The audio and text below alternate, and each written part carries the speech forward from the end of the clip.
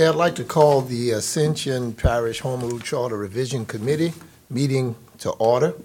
We'll start off first with the invocation. I'll lead the invocation, then we'll ask Committee Member Bill Dawson to lead us in the pledge.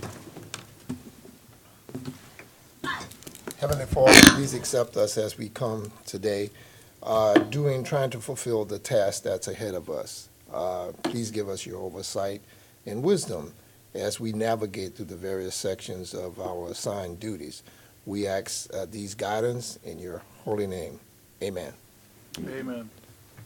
Pledge allegiance to the flag of the United States of America and to the republic for which it stands, one nation, under God, indivisible, with liberty and justice for all.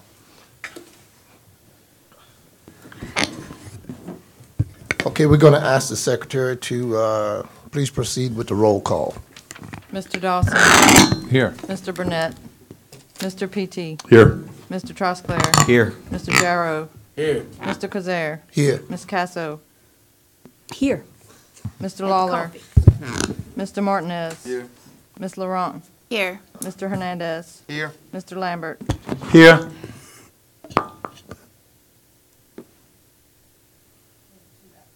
Okay, thank you very much. Michael's pulling in now, just FYI. Okay. We'll denote him when he comes in. Okay, for the record, we suspended the meeting last week as we adjourned officially. We were in the midst of Section 404 of Article 4, which deals with the subject matter of compensation. There was some discussion, I think Member Cazzo has some comments on some research or findings that will probably get us into the continued discussion of compensation, and we'll go from there. Thank you, Sure. Mr. Chairman. We could not recall in the last meeting how the ordinance passed several years ago that brought the council pay to the equivalent of the state maximum, worded if that meant that it automatically rolled to the state maximum, or if it once again had to be passed to the state maximum once the state maximum was changed. And in Cinnamon's research, it was determined that it does not automatically roll forward. So it does require that the council vote each time the state maximum would be rolled forward to follow suit by the council. Just for clarification. Okay, thank you very much. With that said, is there any further discussion on the compensation, being that it would definitely have to be voted by the council, even though it is elevated by state law? Member P.T., please. Well, we talked about last time reconfiguring the council, a couple of different variations, one of which was possibly reducing the size and making it full-time membership. I think this is another one we should throw up on the wall for future consideration. I think that consideration would probably be dictated by what happens, what this committee recommends with regard to council configuration, whether we're going to some at-large districts, reducing the size and making it full-time. I think that has to happen before we can intelligently consider what should or may happen with adjusting salaries. So that's my comment. I would make a motion to just throw that one on the wall too, and with the condition that we decide what we're going forward with on the council configuration first. Mr. Martinez? Well, I think the last time that they got a raise was in 2008, and prior to that it was like 1991. So it's not like every year the legislature votes to give the council or police juror people raises, members raises. So I think, it's usually every 8 to 10 years that they up it, and last time it went from 1,200 to 1,600, if I recall. I may be wrong, but that's pretty much it. And even if you reconfigure, you're still going to have councilmen. The other people would have to be adjusted if they're full-time. So I would say that just to save time and energy, that if the state does happen to give a raise, that it should be rolled into automatically roll over into the councilman's salaries, rather than them having to vote on it every time. And it's not gonna happen. Like I said, it happens about once every 10 years if you go back and look at the record. Okay. So that's just my thoughts. So. All right, well, good food for thought. Committee Member Lambert? I completely agree with what Tommy says, and that way it keeps people from voting themselves a pay raise, which looks so bad, and that people are so, so opposed to. Okay. Is that the form of motion? Yes, we have a motion by Mr. Petey. We don't have a second. Well, let me qualify that, Chairman Cuizer, if I may. Sure. I'm just conditioned, if we're going to be suggesting and recommending to the council that we want to put some on the ballot to reduce the size and make it with the caveat that these are full-time councilmen. And that was part of the discussion we had a week ago. And I believe that we're going to be reconsidering that at some point. I'm not really sure. But if we are going to be recommending that we have full-time councilmen, then I would suggest that we need to take I'm fine with Mr. Martinez, it makes perfect sense with the one condition, but if we're going to go to full-time councilmen, I think we need to take a look at the compensation as well. So I will withdraw my motion and second Mr. Martinez's motion. Okay, sounds good. Any opposition to the motion? Any opposition? Hearing none, motion is hereby passed. Next on the agenda. Question, Mr. I'm sorry. Mr. Crazy? Yes, sir. All right, so we're saying that it would automatically go to the state maximum? Okay, Yes. good. Yes. Okay, next on the agenda is section 406. 405. 405. 405, I'm sorry. I'm getting ahead of us. Governing authority meetings. Okay, let's see if we have any commentary from the audience.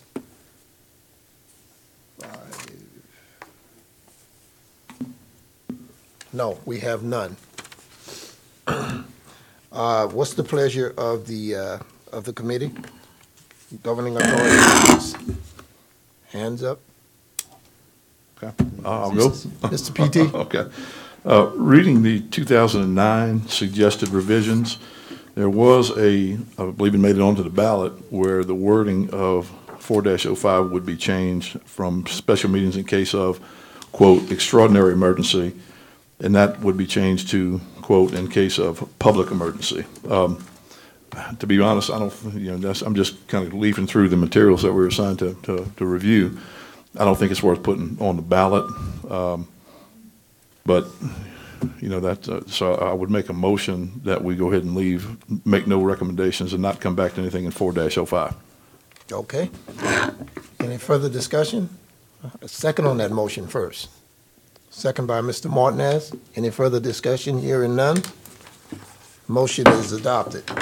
Okay, now, section 406, quorum of governing authority.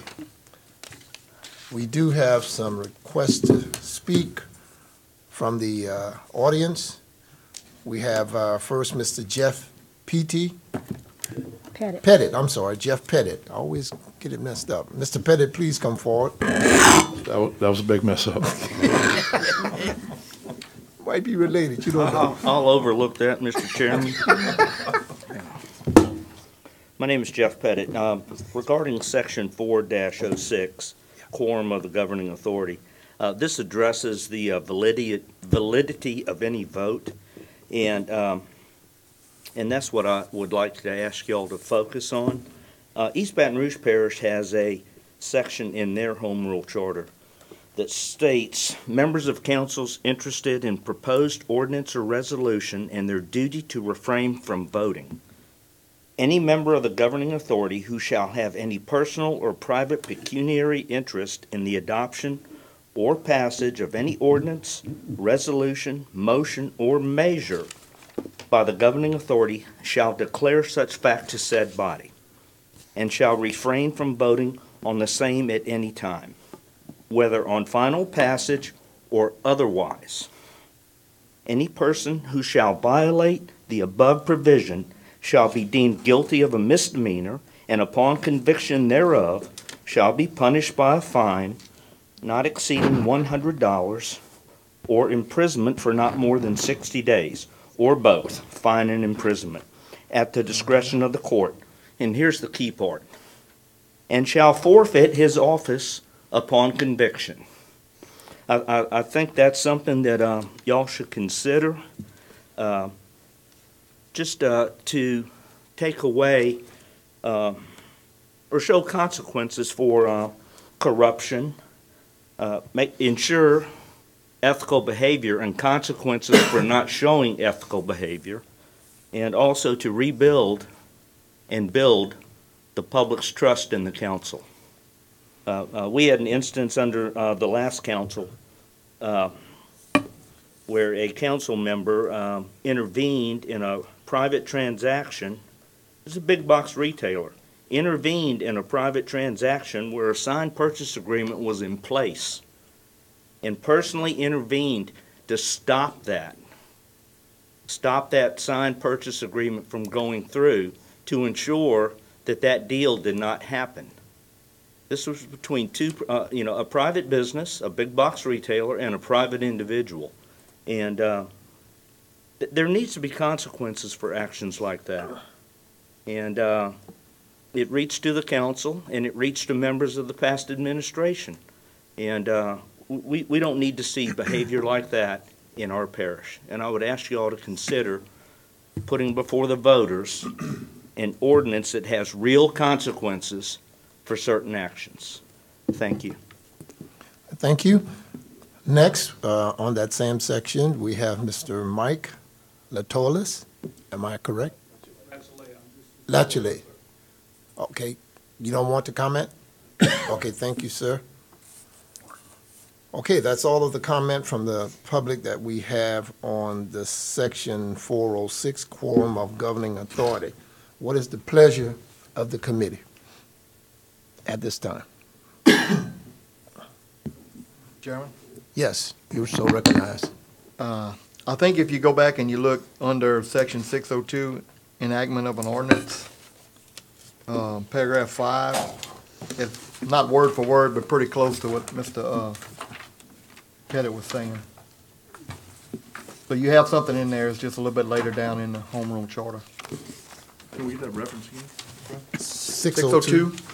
Paragraph 5, Does it holistically section C. address? 602 would be enactment of an ordinance? Mm-hmm. In what particular section you're referencing? C5. Any member of a governing authority who shall have any substantial personal Pecuniary. interest in the adoption. I'm married an English teacher, so I don't have to use the language. Interest in an adoption of or passage of an ordinance, resolution, motion, measures shall declare such fact to the governing authority and shall refrain from voting on the same at any time, whether on the final passage or otherwise. And then it goes on to the $500 and 60 days fine. Got it. Okay. So, With that being stated, I mean, is it the opinion of the majority of the committee members that what Mr. Pettit was referencing is also included in this particular chapter? Mr. P.T.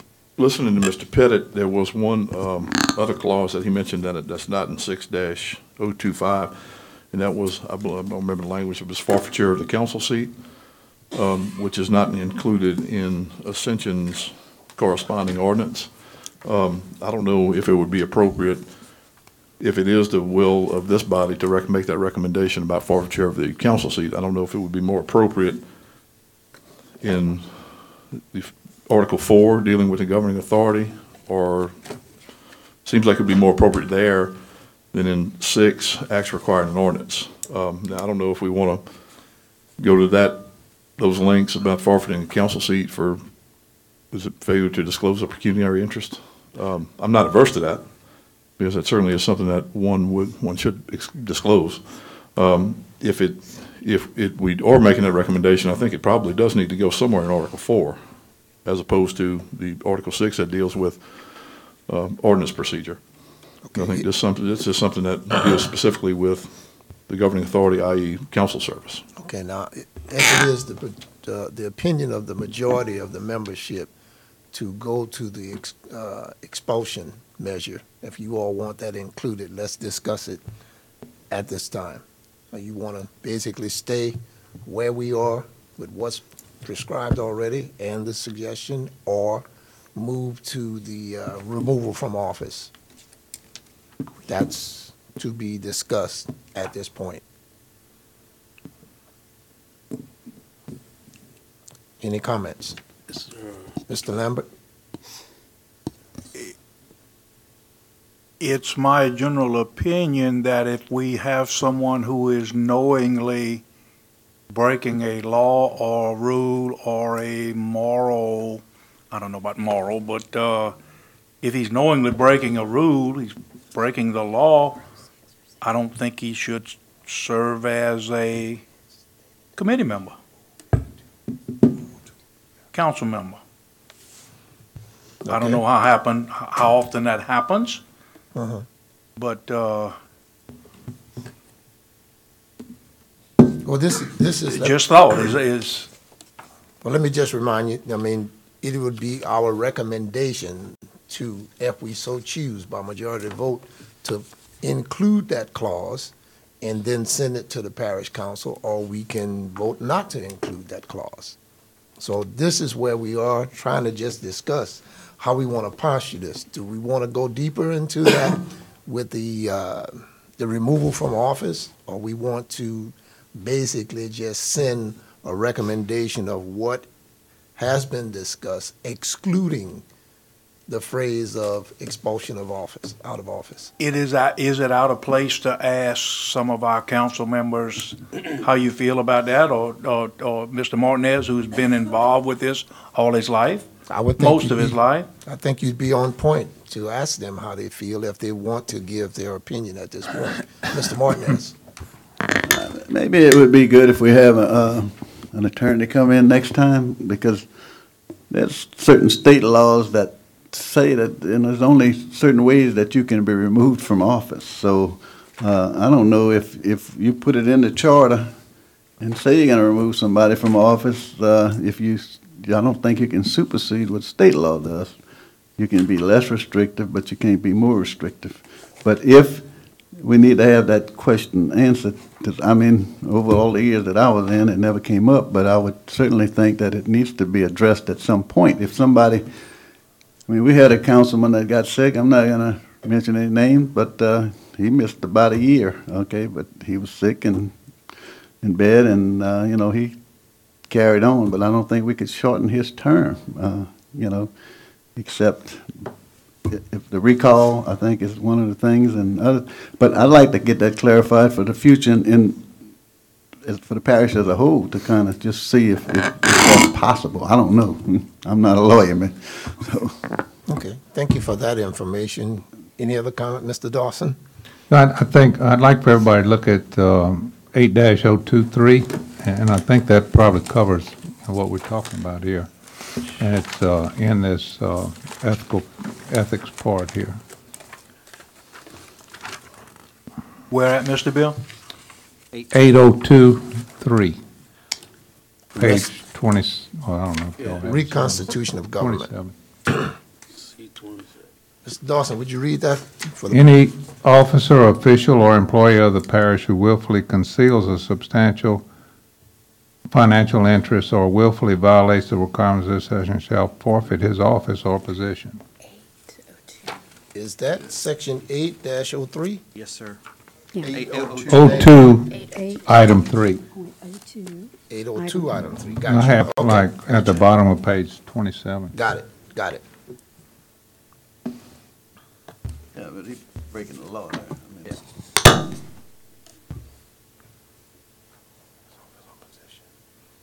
It's clearly stated in the present charter. Okay, do we need to reinsert it, or do we think that would be a substantial statement to get us through that subject? Mr. Trump?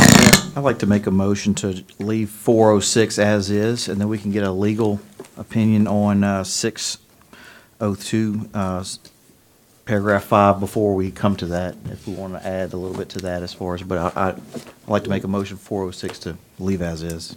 Second. Okay, it's been moved by Mr. Trosclair, second by Mr. Jarrow, to leave section 406, quorum of governing authority, as is, but also request a legal opinion before we get to the other section dealing with the subject matter, referencing the subject matter. Do we have any opposition to that motion?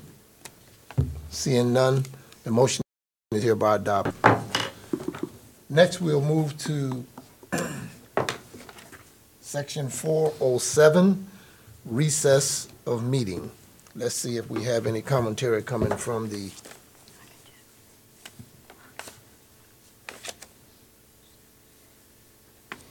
No.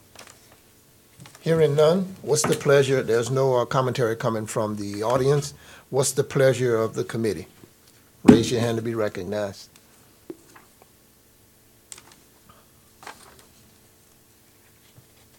Mr. Dawson. Well, I'll move that we leave as is.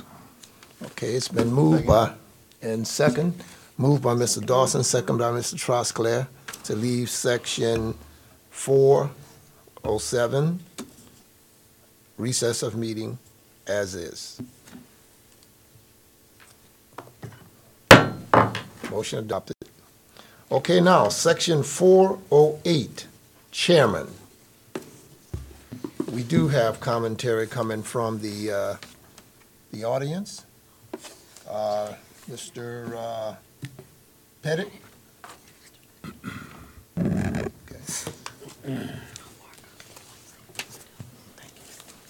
Hello, this is one of those minor things, and actually, Mr. Dawson, in his role as chairman of the council, has chosen not to do this, only to vote to only break a tie. In the charter, it currently requires the chairman to only vote to break a tie. Chairman Dawson, in that role now, he votes, and I applaud him for that, and I'd like to see that continued and enumerated in either this one taken out, where it says he shall only vote to break a tie, or else change that to where the chairman shall vote. Because not only is the chairman, they represent a district, and they need to vote the interest of that district. I'd like to see this also carried down to all committees of the parish council and all boards and commissions also.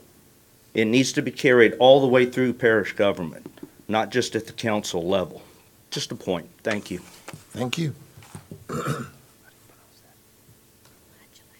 Mr. Latulay? Thank you. Okay. Any further discussion on this section? Mr. Dawson? Yeah, and thank you. I vote because that's really part of what I'm supposed to do. But, it's my understanding that we can't force somebody to vote because of the ethics. They have to be able to recuse, so that if somebody has a conflict, you can't make them vote on all the issues. But we have to leave that ability in there to recuse. So, at this point in time, I think that this is, as a charter, this is okay, and I think the members, as they elect the chair, they should take that into account, at that point. Thank you. Mr. Lambert? Well, I was going to ask Mr. Bill why. Oh, go ahead. Whoa. We'll come back to you, but we have to address Mr. Lambert. Well, I was going to ask Mr. Bill why he felt like it was important to vote, and I think he did a very good job of answering that. But it says that he shall only be required to break a tie, but it doesn't say he cannot vote, right? Okay, that's good. Thank you. Okay. Mr. Pettit, further clarification on your part? We've seen in, not in council meetings so much, but in committee meetings and boards and commissions, the chairman only votes to break a tie, but they have not declared any conflict, and they participate fully in the discussion. So there's a little bit of a gray area there that I think needs to be cleared up. If you're saying they should have the ability to recuse, absolutely. And any member of any council, committee, board, or commission has that ability. Take the state ethics training, it's there. You need to declare it, the reason why, and recuse yourself. So I think we still have some gray area in our charter there, and just something for y'all to discuss, possibly, and maybe put something forward to the council to consider putting before the voters. Thank you. Thank you. Any further commentary? We have a motion? Mr. Cueto, can I ask Ms. Castle how she feels about this? No, it's okay. Absolutely. Sure. Yeah, absolutely. I too vote in the finance chair, and but I think that you can't force someone to vote out of necessity. Sometime for a recusal. Well, but can't you So, require people to vote unless they have Unless they some have personal recused? interest? Unless they have recused. I think you could. I think it allows the chairman to vote, does not force him not to. So I don't know that the charter needs to change. I mean, I think that's something that each individual chair probably should be able to make their own decision about. But I mean, I would not oppose either one. I don't think it's that critical, frankly. Okay, what's the pleasure of the committee at this point? I think we ought to require people to vote. They want that big paycheck. I'm just kidding now. I think like Mr. Dawson was talking about you have people representing a district, and it would give people a very good feel about how people feel about something unless they have a personal interest in it. I see no problem with people having to represent their people and vote. Ms. Cazzo? We operate under Robert's rules, and I will consent that I'm not. I don't know it by heart. Does anyone know what the Robert's rules is relative to this, since that is what we operate under? Bill may know. Bill. Oh, Mr. Dawson? I think, Mr. Chairman, that, under Robert's rules, they can just vote present. So they don't have to vote yes or no. They can just vote present. I would say this, that if we're going to say everybody shall vote or the chairman shall vote, then we should say the council, anybody present, should vote. So it should be, whatever the language is, it should apply to everybody, unless they recuse. So I'm not sure whether that goes here or maybe that, maybe there's another place, maybe, I don't know, 4-05, I don't know, I haven't thought about it, but, if I were recommending that the chairman had to vote except for recusal and the chairman couldn't vote present, then the council should have that same requirement. Okay. Mr. Martinez? I'll make a motion to skip this and come back if it's for further discussion, because I think we got a lot to cover. And it does say the chairman shall only be required. It doesn't say he can't vote. It just said he's only required to vote to break a tie, but he can vote anytime he wants. And if he doesn't vote, his people will let him know. Okay. It's a motion to tack this one on the wall, come back and discuss it, hopefully, and get further clarification from the attorney. I'll second that, but I do seek further clarification. Okay. Might be a good thing to include. All right, motion by Mr. Martinez, second by Ms. Cazzo, that we do that, put it on the wall, and seek attorney's opinion. Any opposition to that motion? Hearing none, motion approved. Next section is that of section 409, removal of department head. Let's see, do we have? We have no commentary from, no comments from the, no commentary, excuse me, from the audience. What's the pleasure of the committee? This is basically a one-liner. Motion to remain as written. Second that. Okay. Moved by Ms. Cazzo, second by Mr. Trosclair to leave as is. Section 409, removal of department head. Any objection to the Discussion? motion? Discussion. Okay, Question. discussion. Question, Mr. P.T. I'm just looking through the 2009 recommendations, and it looked like the title was changing. It was recommended that 4-09, excuse me, be retitled council employees. I know there's been some issues with the council secretary back and forth in recent months. It seems like the council may have rectified that. I'm not sure. I would ask. I'd be interested to hear the council members present on this committee to weigh in if that issue has been resolved or not. If they would like, I'd like to hear them. Any further commentary? Bill's Mr. Dawson? Do you mind passing me what, this was the recommended from 4009? Yes, sir.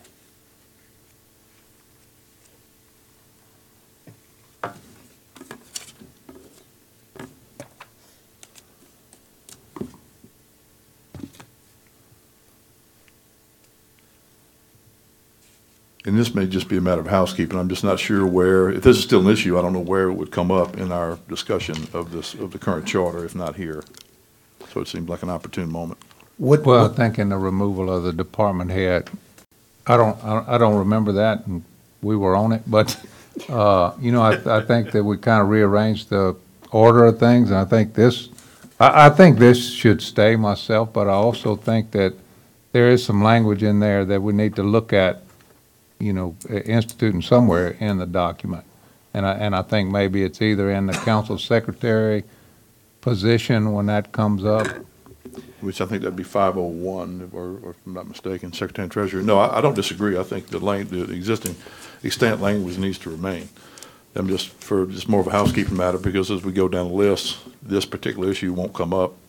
And I just noticed that it did come up and it was placed here in 2009. So merely a housekeeping matter. Okay, question. Within the context of this discussion, do we parallel or put on the same level the secretary and and any department head? Are they on the same level as far as within parish government? Mr. Dawson?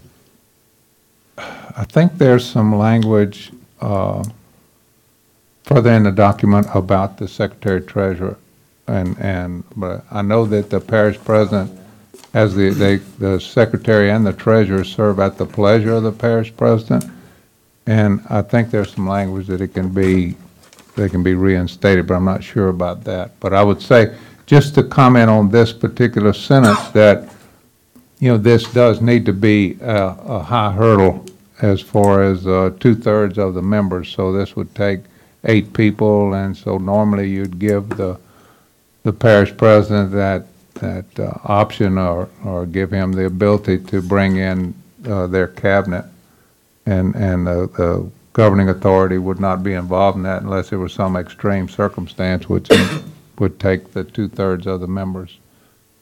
I do agree we need to insert some of that language somewhere else, Mr. P.T. I'm not sure that it's here is the right place. Ms. Casso? And in further thinking about this, we have had an issue around the issue of the statement of 2/3 of its members as opposed to 2/3 of its members present. And so I wonder what Bill's thoughts are on, and I'll think about what mine will be on 2/3. Also, I think I would like to see it be 2/3 of its members present. I think that if that is not the case, then you have people who are willing to avoid very controversial votes, and their vote then automatically registers as a no. And I don't think that's fair. Point well taken. Mr. Dawson? So again, I think that it'd be a high hurdle. So let's take the extreme example here. So it only takes 6 to have a quorum. So then you're talking about 4 for 2/3 of those voting and present, so you reduce that quite a bit. You go from 8 to 4. Thank you. Okay, Mr. PT. Yeah, I would tend to agree with Mr. Dawson on this. I mean, this council does ratify certain positions that currently some new ordinances were passed that codify again and add some positions that are subject to ratifications. This generally looks like council, department heads and above. So the council does have the ability and the power now. In fact, it must ratify within 120 days, if I'm not mistaken. So I do think, agreeing with Mr. Dawson, a parish president should get to pick his own guys. And they are already subject to ratification, so I do think that hurdle should be high. And I would suggest leaving it as it is, 2/3 of the membership, at least 8 votes if you're going to remove a department head. If it gets to that point and a department head needs to go, I think 2/3 of the council will, I think that's appropriate because that needs to be some egregious conduct. So I would suggest leaving it as is, 2/3 of the membership. Okay, to surmise, with Mr. Lambert. But like Ms. Castle is talking, what if people just skip a meeting? A couple people skip a meeting. Is that addressed to me? Well, if they skip the No, meeting. anybody, I'm just asking. Well, I'll field it. If they skip a meeting and they apparently didn't think it was important enough to show up at the meeting, Coach, and shame on them. And they can address that with their voters and their constituents, like Mr. Martinez is fine to say. What's a no vote under this current? Obviously, if they're not there voting, it's a no It's vote. registered as a no. Well, it's just they're registered as not being present, but, they can't. They can vote. You still have to have 8 to make that 2/3. 2/3. Even if there's only 8 there. Okay, well, the controlling factor is 2/3. Yeah. So the vote has to be unanimous at that point. Yeah. It's, Okay. I think the key is it states the membership, which is 11 council members. I think there was a recent, the charter was revised recently, and I think it had to do something with employee appeals that had the same or similar language. 2/3 of the membership was required to reinstate an employee. The change was, in that particular provision, it became 2/3 of the membership present at the meeting. So this is different. I think that addresses a regular employee as opposed to a department head. And I do think if we are removing department heads, it should be 2/3 of the entire membership. So I would, Okay. I guess, Well, re-urge Mr. Trosclair's motion. Okay, well, this section, 4-09, is removal of department heads, so that's a separate issue. Okay, it's been moved by, well, I just wanted to comment. I certainly had not made that in the form of a motion because I wanted to hear kind of what the thoughts would be, and so I'm satisfied with all the conversation. Thank you. okay. Mr. Trosclair, your motion? Motion to leave it as is. Second by Mr. Freyu. Mr. Hernandez, I'm sorry, why did I say Freyu? Hernandez, I'm sorry, excuse me. Just gave you another name. Okay, any opposition to the motion? To leave it as is? Hearing none, motion is adopted. Next on the agenda is section 4-10, legislative power. 4-10. We don't see any comments coming from the audience. What's the pleasure of the committee? Raise your I hand. would move to leave it as is. Second that. Moved by Mr. PT and second by Mr. Trosclair to leave as is. Any opposition to the motion? Hearing none, the motion is hereby adopted. Next section is that of section 4-11, ordinances in general. 4-11, we don't have any commentary coming from the audience. What's the pleasure of the committee? I would move that we leave it as is. Moved by Mr. PT and Second. second by Mr. Jarrow. Any opposition to the motion? Hearing none, the motion is hereby adopted. Next section is section 4-12, powers in general. Mr. Pettit. Audience commentary.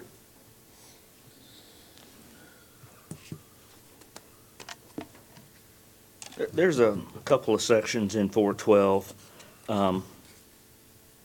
and I've seen this at committee meetings, especially of the parish council, where the council member or a member of the committee, council member chairing the committee or a member of the committee has requested the presence of a member of the administration to give a report, supply information, and it hasn't happened.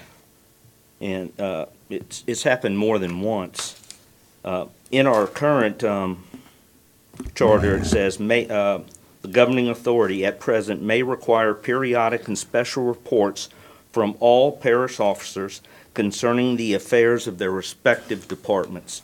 I'd like to see if there's any way we can strengthen that and require at certain times with due notice to the parish president that I've seen it with utilities especially.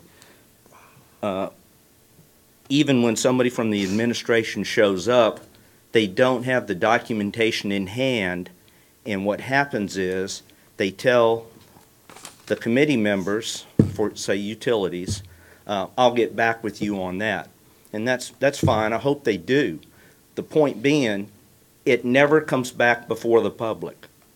We can't go back and watch it on Channel 21. We can't be here present and hear and see if the information was delivered, and if it was delivered, what was in it. We don't see it. The public never sees it again. And it was important enough to make it to an agenda, but then we never see it, and it's never discussed publicly. And I'd ask you all to look at that. I'd like to see when a council member, an elected representative of the people, asks for information, then I'd like to see it presented, and presented in a form and fashion where the public can see it. The second thing under powers in general, they have the power to levy taxes, fees, and assessments. I'd like you all to consider something in there about we can't do it without a vote of the people. Put it before the people. I hear over and over and over again, I didn't get a chance to vote on it. I'll give you two specifics. The juvenile detention proposal and the 911 call center. Neither one of those went before the people. They just went before the council. Now, maybe there's good reasons why, and I'm not saying I did not support either one of these, because I do support both of them, but they're the two that came to mind, and there's others out there that didn't support them. So when it comes to fees and assessments, do they need to come before the people for a vote? Thank you. Thank you. That's the only comment that we have from the audience. The floor is open for discussion or motion from the committee members.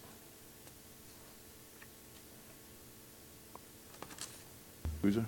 Mr. P.T.? I'm sorry. You ready? You want to go? Okay. I was recognized. No, I think, I had never given this any thought about it was 4-12A, which Mr. Pettit just addressed about the levies and the assessments.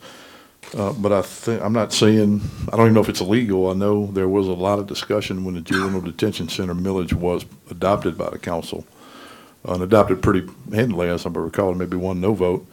I would wonder if there is something in our state law that would give the juvenile, I see Mr. Martinez's hand up. I defer my time to former President Martinez, sorry. That was not on purpose. It's okay.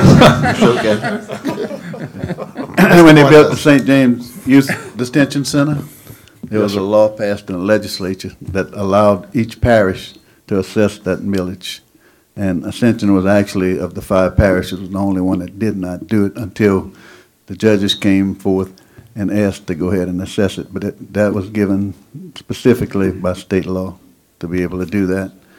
And what was the other one he asked? Well, the 911 call center. Yeah, that's also okay. state law. Well, because we can do it, because it's, doesn't mean we have to. And I think Mr. Pettit's point might deserve some further. I think it may be popular with the voting public. I don't know if we're supposed to be considering or trying to divine or discern what the voting public may or may not want. But I do believe that that is something that the voting public probably would vote in favor of. So I think it merits further discussion. As to, I think what the other one Mr. Pettit brought up was C, the governing authority requiring periodic reports and special reports from parish officers concerning affairs of their respective departments. I mean, this has been a big problem in local government, particularly in the last year and a half. Certain council members cannot, under any circumstance, get the administration to show up, and that, to me, is an absolute travesty. Not blaming them. I don't think this is any fault of any council member, but for the president's administration to decide by fiat that he is not going to allow representatives of the administration with expertise that's necessary for the council to do their jobs is an absolute disgrace. And I would like to see, certainly have some teeth placed in this. Also, the RPEC, which is one of the materials in our packet, pardon me, RPEC also suggested this one. As it reads now, let's see the RPEC language. I don't want to screw up their verbiage. If I can find it, bear with me. The RPEC reasoned that, quote, the council shall have access to department heads and other parish officers at council meetings without having to acquire the permission of the parish president. They suggested revision of the charter 4-12 paragraph C. They would replace the current verbiage with, quote, upon request by the council, department heads, agencies, or special districts shall make periodic and special reports and presentations concerning the affairs of their respective departments at council meetings and subcommittees. Now, I think they meant standing committees, but I would really like to see that become part of our governing document. And I would make that in the form of a motion. Okay, I think Mr. Dawson had a comment.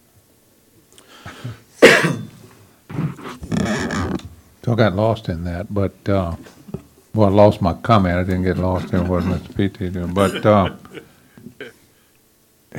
let me reserve my comments, because if you want to talk about C and what have you, because I have some, on the some of the others, E, F, and G. I think that we should talk about.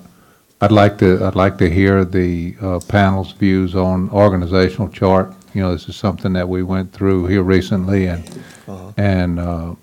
tried to get a published organizational chart, and we didn't yet. So I'd like to just hear the committee's thoughts on that. Okay, Mr. Trosclair.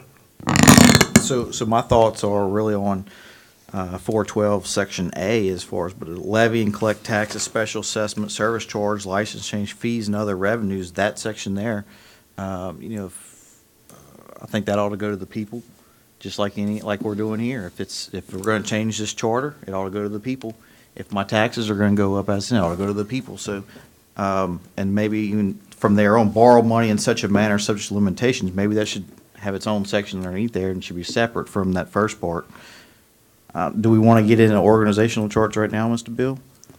Well, that's part of 412, but however you guys want to do it. Yeah, I think organizational chart, my personal opinion, should be left up to the executive branch. And to further that, I would think that going further down into the administration of government, there are job descriptions for officers or personnel that would require 1, 2, 3 ABC specifically. I think if that is, we also should look at that aspect also. Maybe we should change some language, especially when it comes to taxes and special assessments. Quite naturally, people should have a voice in that. When you go down to job requirements of officers or employees, I think under administrative law or administrative procedure, the governing authority would have the right within a job description to say that this will take place or delineate it to the specifics of what would be necessary. but it's something that we can look at. Maybe we need further discussion on it. Maybe we need a legal opinion, but certainly by way of administrative procedure, the Administrative Procedure Act, there is leeway for the governing authority or the presiding executive to have a specific job description for various job titles or offices per se. So does this committee want to delve into that, to get that deep into the weeds when it comes to that? Or is it something that we should generally address? But specifically with the levying of the taxes and the special assessments, I can see where we need to buckle up on that. Mr. Lambert. I think Mr. Martinez was talking about that tax for those two items was forced upon us by the state. Is that what we were saying, Tommy, or? Mr. Martinez? Well, the Juvenile Detention Center, as I said, it hung around for the last 20, 25 years. Not one council ever wanted to bring that up or wanted to vote on it, but when the judges and the sheriff came and made their proposal, it's kind of hard for them to turn down the sheriff and the judges. I'm just going to say it outright, but that's just the way it is. But I don't think any other council, it was brought up several times before that, and the councils never would vote on it. But then when they got a little bit of pressure from outside agencies, then... Yeah, but Tommy, shouldn't the people vote on that and not by the councilman? Well, it was voted upon in the legislature that gave the power to those 5 parishes to levy that tax, 5 mil tax. I think it's 1 mil tax, actually, 1 mil property tax. Ms. Cazzo? I think that the legislature gave that authority. I'm not trying to read the legislature's minds, but my understanding at the time was that there's not always public support for what are often real necessities that require taxation. For example, juvenile detention. That's not an attractive item. It's hard to convince people, and I believe at the time, and it's very hard for any council to even vote to put something on the ballot that requires the tax. So I believe that, if my recollection of the history of that is correct, that the legislature felt that this was such a critical piece that it really needed to be done. And they wanted to give some, for lack of a better term, political cover to people who were going to have to make very hard decisions. And so they made it possible for the governing authority to, on its own, put a 1 mil tax for juvenile detention. Now, Tommy, you may have more recollection of this than I do, so correct me if you think I'm off base here. But, you know, folks, voting for taxes is hard. And voting to get somebody to even put it on the ballot is hard. But there are times when there is a need in your community that is just so important that somebody's got to do the hard thing. And so, and juvenile detention is just not, it's not a warm and fuzzy. It's not something that most people feel will ever affect them. Now, they may be wrong, but they don't believe it will. And so they are disinclined to vote to house prisoners, juvenile prisoners. So I think that in order to prevent a constant no vote on that matter, the legislature gave that authority to the governing authority of the parishes, because it was critical, I think, in some parishes and not so critical in others. It has become a critical issue in almost all the 5 parishes. And when it became so critical for the people of Ascension Parish that we were paying literally the kinds of rates that constituents in this parish pay in hotel rooms, in the finest hotel rooms in the biggest cities in this country, it became obvious that we had to do something. And so the sheriff and the judges came and helped us and enlightened us and literally, just pleaded with us to give them the resources to take care of this problem. And so I think people just need to, I really don't have a strong feeling one way or the other about this, other than I think we run the great risk that if there becomes an issue around which the legislature feels so strongly that there would be issues around getting passage of local taxes, that they put this kind of opportunity in place for a governing authority on the local level, then I would hate to see that go away. This has not happened to my knowledge, but one time. It certainly isn't something that the legislature is doing over and over and over again. So unless we saw this as happening with some degree of frequency, I would be reluctant to lose the power to heal in a situation like juvenile detention. It would have to be something equally critical, I'm sure, to get this kind of legislative authority. Point well taken. Mr. Petey? To echo some of what Ms. Casso said, it became that much more critical when, if I'm correct, when St. James Detention Center closed down, correct? Right. And it is, most votes, the vast majority of votes do require a vote of the people. But not to, I find myself in a strange position of agreeing with Brandon Trosclair here. It's either about what the people want or it's not what the people want. I get all that. And, I would feel better if we put this one on the table for some more consideration. And maybe, until Mr. Pettit brought it up, I really hadn't thought that we'd be discussing this issue. Because it does, currently, our charter does allow levy, the council to levy and collect taxes in the manner provided by law. And Louisiana law does require the vote of the people to levy these taxes. So it was not something on my radar as we got here today. But I would feel my patriotic nature has been inspired by Mr. Trosclair here. So I would feel more comfortable with some further consideration. And let's put this one, table it for future consideration. I would make that a motion. Okay. We never did get a second on Mr. Trosclair's motion. So, do you want to withdraw your motion? Well, you didn't get a second. I withdraw my motion. I can't remember what it was. He doesn't remember. Okay. Well, the motion by Mr. Petey, as you just heard, now we're seeking a second to put it on the wall, come back, discuss it, and get further into the weeds on or more in depth within that particular subject matter. Second by Mr. Dawson. Any objection to the motion on the floor? Any objection? Hearing none, the motion is hereby adopted. Okay. Mr. Quayle, a comment? Sure. Go ahead.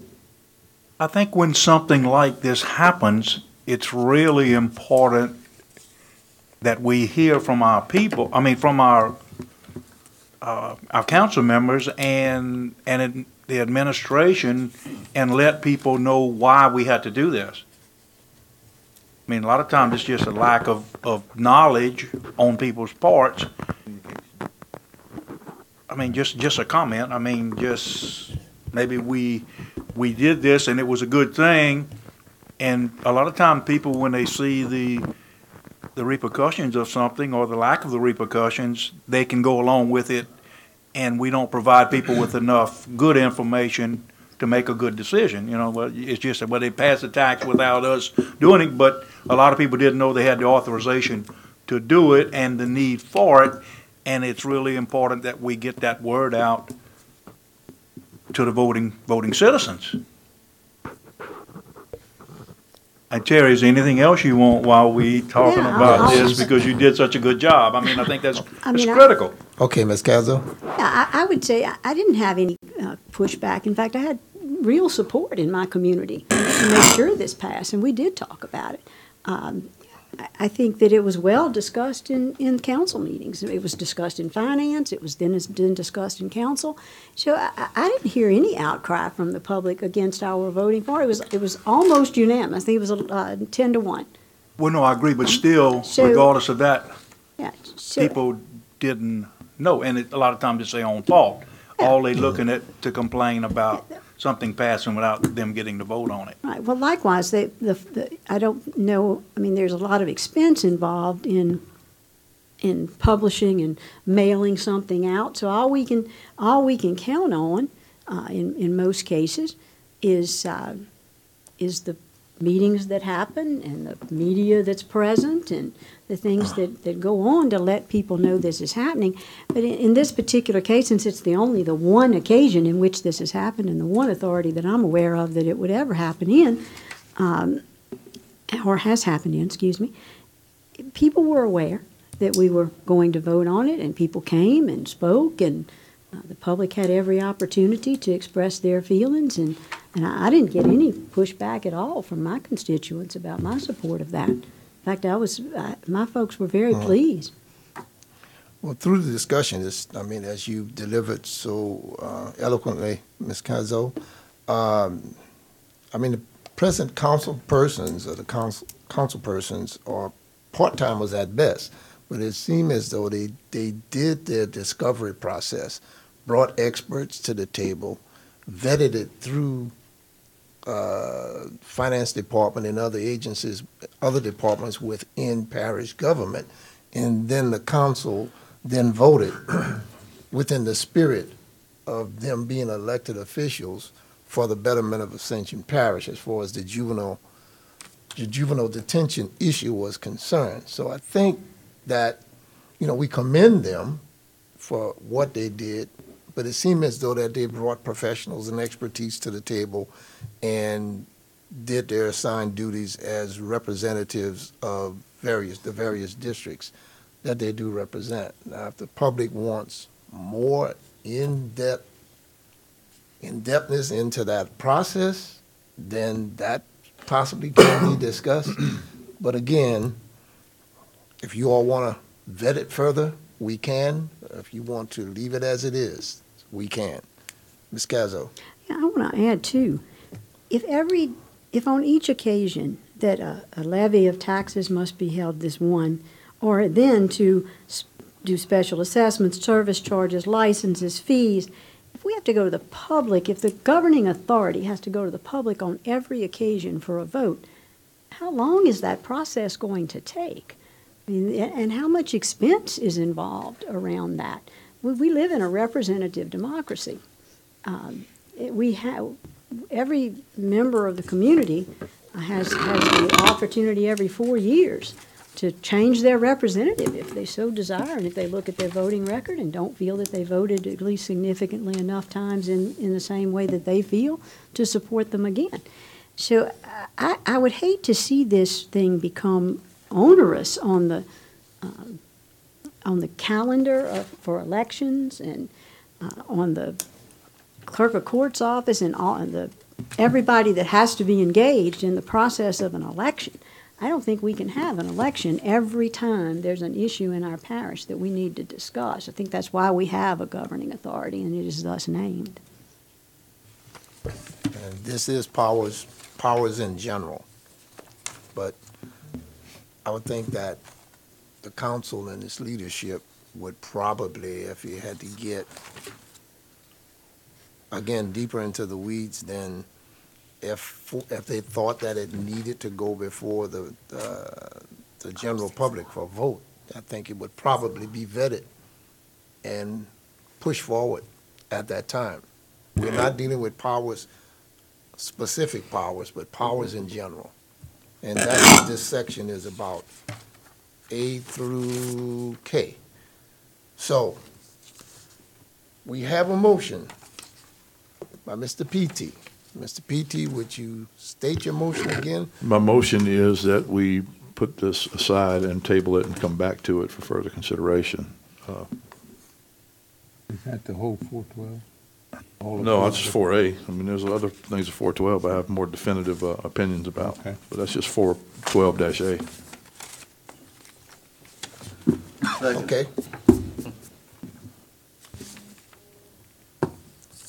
Okay, second by Mr. Martinez.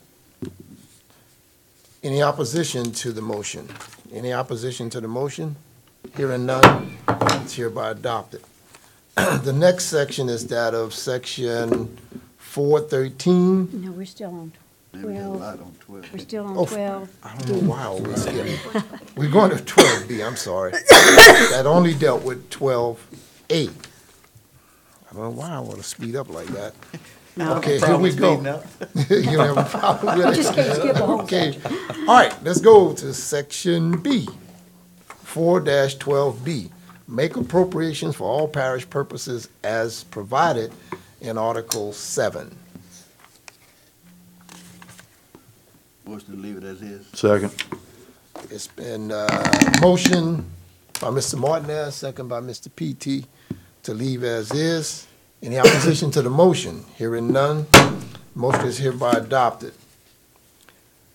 4-12C, require periodic and special reports from all parish officers concerning the affairs of their respective departments, offices, agencies, or special districts, which reports shall be submitted by and through the parish president in the case of departments, offices, agencies, and special districts subject to his or her jurisdiction. Discussion?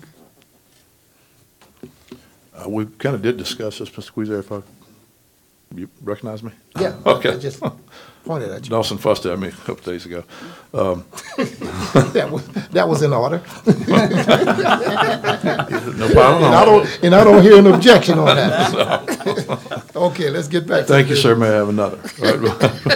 I would like to see more teeth put into 4C because I think this council can be hamstrung by a recalcitrant administration. Refusal of access to administration personnel when the council is tasked with doing the business of this parish is not acceptable. Not acceptable at all. And I would urge that maybe RPEC's language is the right language to consider. I would even go a little further than RPEC did.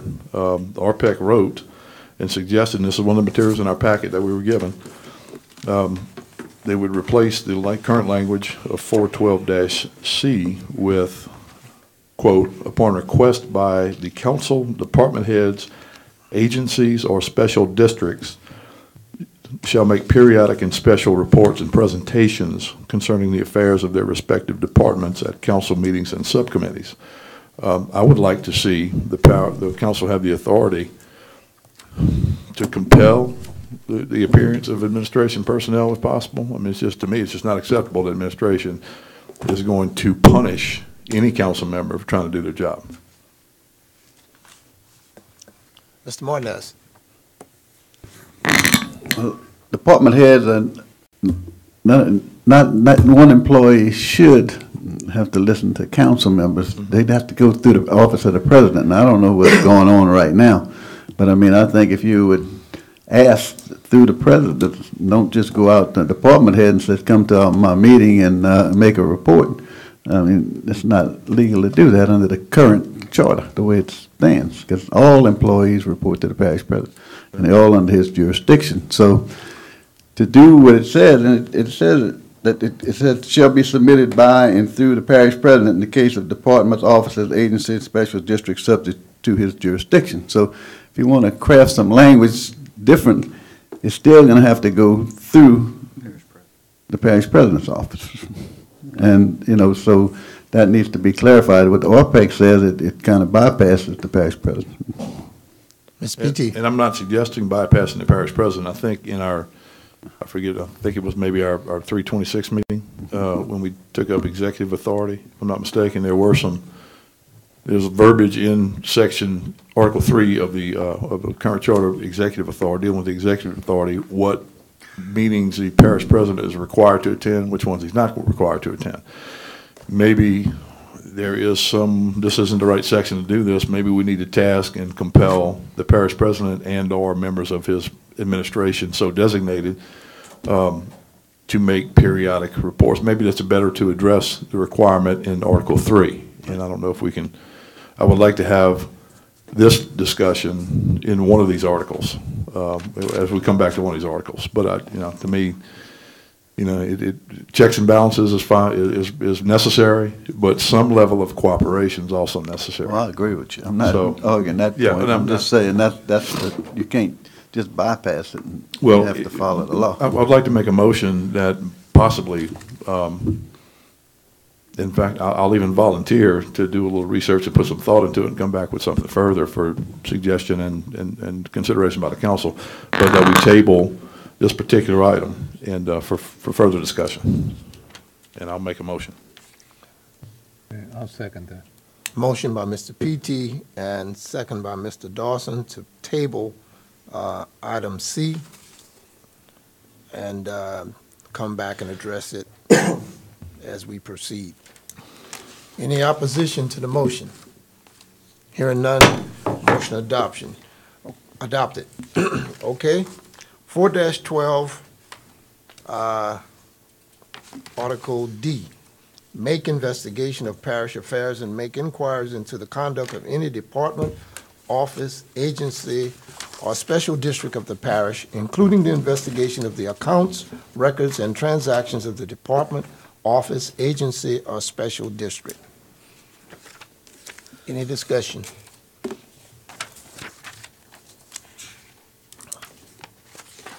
Make a motion to leave as is. Second.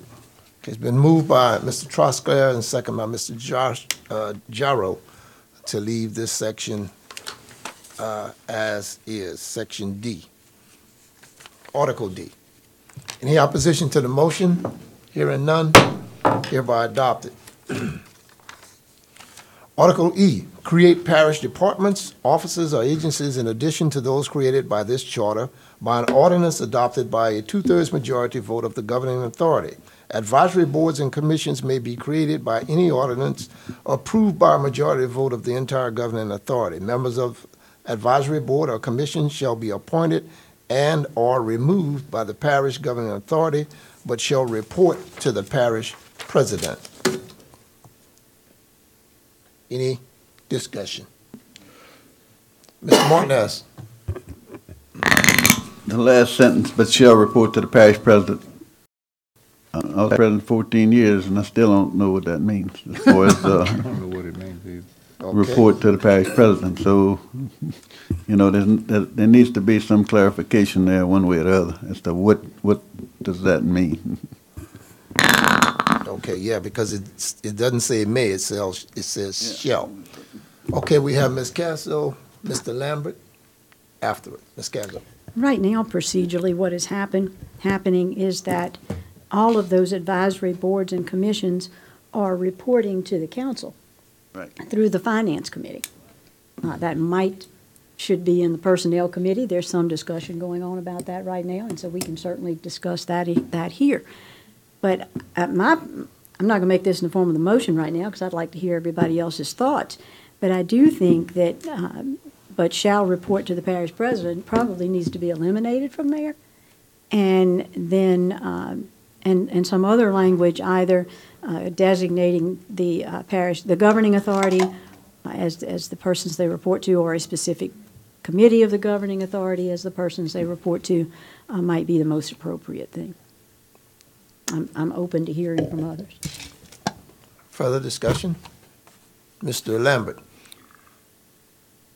The thing that's important here is not, in my opinion, so much as to who you report to, but that the information itself is presented to the people that need the information. I mean, that's where the decisions are made according to what the information tells you so that you can make the proper decision. Now, and I think some of this gets to be convoluted because of people. And the whole problem with all this stuff with government, and we can design a perfect system, but it's the people that makes all this stuff work, and that's a whole nother story there, because y'all have been in it a lot more than me. Okay, we have Ms. Casso and then Mr. Hernandez. So I think that upon looking at this again, that this is strictly referring to advisory boards, which occasionally the parish president does appoint. And so in light of that, having looked at it a little more thoroughly, or some advisory commission that the president appoints, or asked to be appointed, that they might report back to the president, and then the president would then report to the governing authority. But But it's still, clarification. yeah, maybe we need to, Get further clarity on it. yeah. Okay, Mr. Hernandez. And I think that's where you might come with an organizational chart to see who they're supposed to report to. But again, that goes back to management at the executive level. Correct. Mr. PT, then Mr. Dawson. The 2009 Charter Commission suggested, proposed recommended language that appeared on the ballot was rejected by the electorate, and it just added a couple of sentences to the existing ordinance, and I'll go ahead and read it, it's not that long. Members of the advisory board or commission shall be appointed and or removed by the parish governing authority. That's where, at that point, the new language picks up, or proposed new language picks up. Quote, and shall report to either the president or the governing authority per the authorizing ordinance. If a board or commission's member's term has expired by at least 30 days, then the president shall have the right to reappoint the member or appoint a replacement to the position except as prohibited by law. I think the operative language we're talking about is the addition to the initial sentence, and shall report to either the president or the governing authority per the authorizing ordinance. I think that gives the council a lot of authority to control, because they're going to be the ones passing that ordinance. So I would suggest that maybe that language does kind of address some of the concerns that we're talking about. Okay, Mr. Dawson. Well, before I heard that, I don't know who was on that 2009 committee, but I don't remember that either, but we were smart then. no, my thoughts were to just strike this last sentence. Members of advisory board or commission shall be appointed or removed by the parish governing authority, but shall report to the parish president. Really, and it just leaves it with more or less what you're asking there, Wade, or what you have there, which is that it'll be spelled out in an ordinance. Well, appoints them. That's what Yeah. that would be fine. The appropriate governing authority, yeah. And I'll Okay, so- clarify the record, Mr. Queezer, Yes. that motion, it was moved by Commissioner Dawson in 2009. And probably seconded by Commissioner right. Castle. So it's coming back full circle. Okay, so with that clarification as read by Mr. PT and initially brought forward by Mr. Dawson in '09, are we in agreement that that would bring clarity to this whole I'll second. section? I think Mr. Martinez motioned. I thought you was gonna put it in a motion. I was Oh, I'll make that moved. motion. And I'll second it. Yeah. Okay. Moved by Mr. PT and second by Ms. Cazzo to adopt, as read by Mr. PT, the Article E in this particular session. Yeah, Any as stated by as recommended and put on the ballot by the 2009 nine Charter Commission. Charter Commission. Yes. Yes, sir. Thank you. Okay, and in opposition to the motion, hearing none, hereby adopted. Okay. Article F. By ordinance, abolish or consolidate any parish department, office, agency, board or commission, or provide for the consolidation and transfer of any of the functions of such departments, offices, agencies, boards, or commissions. What's your pleasure? Mr. Dawson. So when I was talking about the organization chart, this is the item that when I read this is an organizational chart. So everything that's spelled out in there is what results in an organizational chart. So I'm not sure if maybe that should be clarified, or I'd like to hear again. This is where I'd like to hear the discussion of the committee. Okay. Floor is open for further commentary.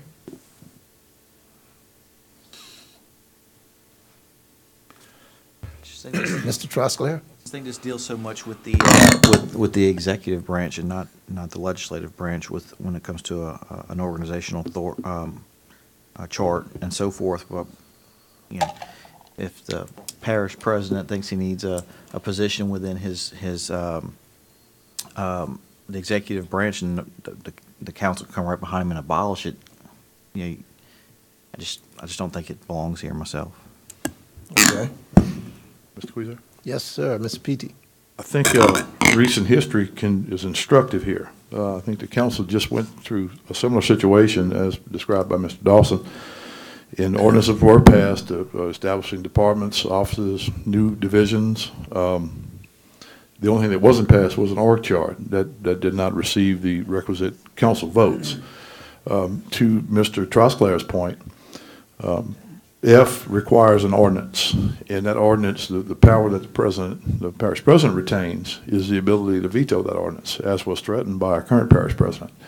When the org chart, we thought it was passed, but it wasn't because it only had 5. It won 5-4, and it needed 6 votes. But the parish president did indicate that he was going to veto that ordinance. So I do think that addresses some of the concerns brought up by Mr. Trosclair.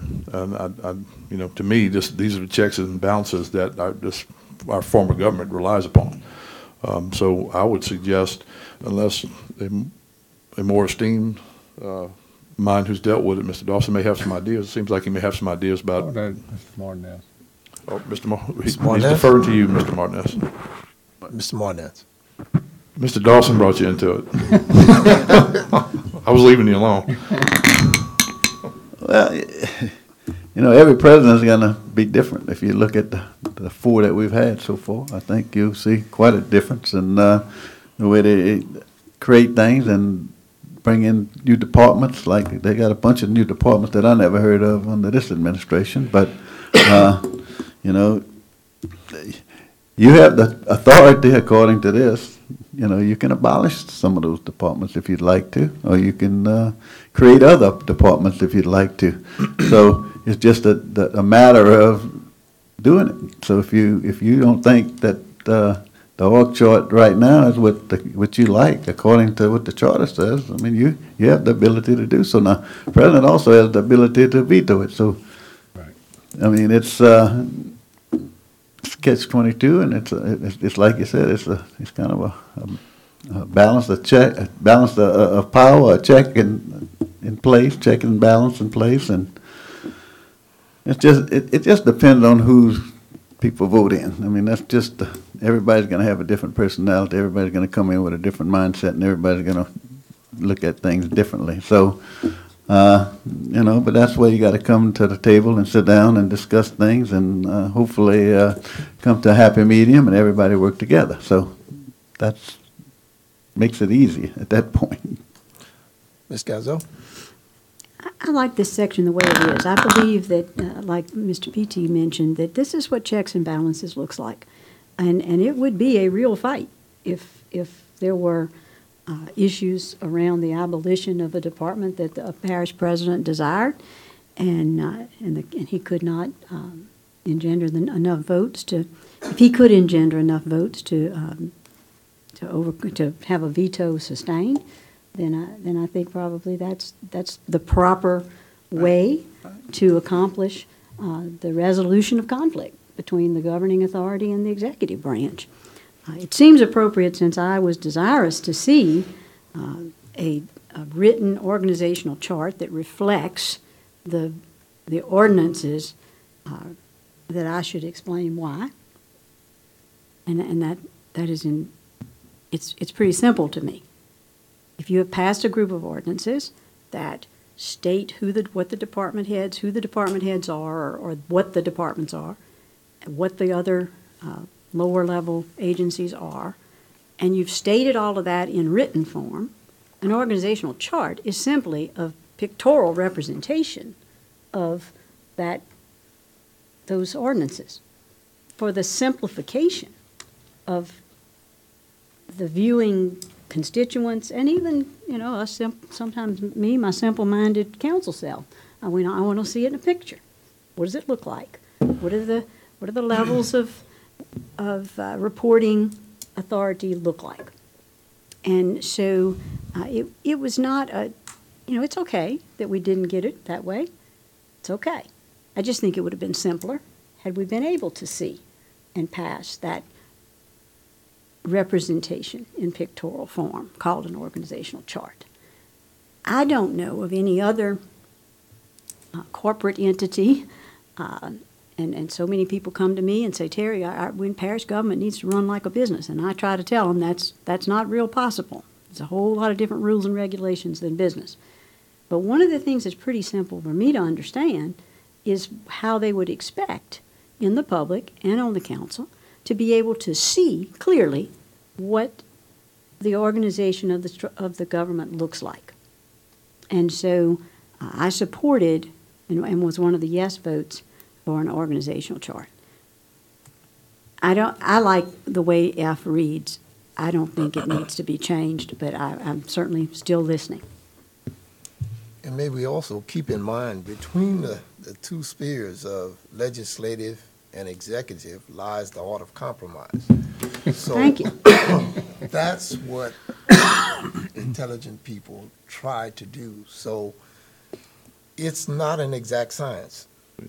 Mr. P.T. Well, I would suggest not dealing with an org chart specifically. If the council had any ways to adopt an org chart, it could adopt an org chart, and there's nothing that the parish president could do about it. But in a broader sense, I would agree and echo everything Ms. Casso said. And this, our parish council is defined as the governing authority, and it is. I think this is broader even on the federal level. It is the Congress that appropriates certainly, and really votes to form. The FBI was, I believe, a congressional action. The president is the executive. He executes. He executes the laws that are passed by the legislative branch in this case. So I think this ordinance is perfect the way it is, and I would make that in a form of a motion that we leave it alone. I'll second that. Okay, motion on the floor by Mr. P.T., second by Ms. Casso. Any opposition to the motion? And I have Mr. Dawson, further one other discussion? bite at the apple on the discussion, Sure. which, I think one of the things that we were looking for here, and I agree with what's been said as far as this item F, but I would like for the committee to consider either adding as an additional item or supplementing this, which to say that, I don't know if I have this right, but that the president shall submit to the council the current organization chart and any changes. Okay. That's, Question. Would you? Further, would Are you you further think- discussion, Mr. P.T.? I'm sorry.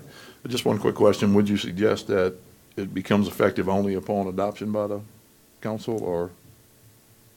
Well, Because you know, I this think is he the- has submitted a org chart to everybody, right?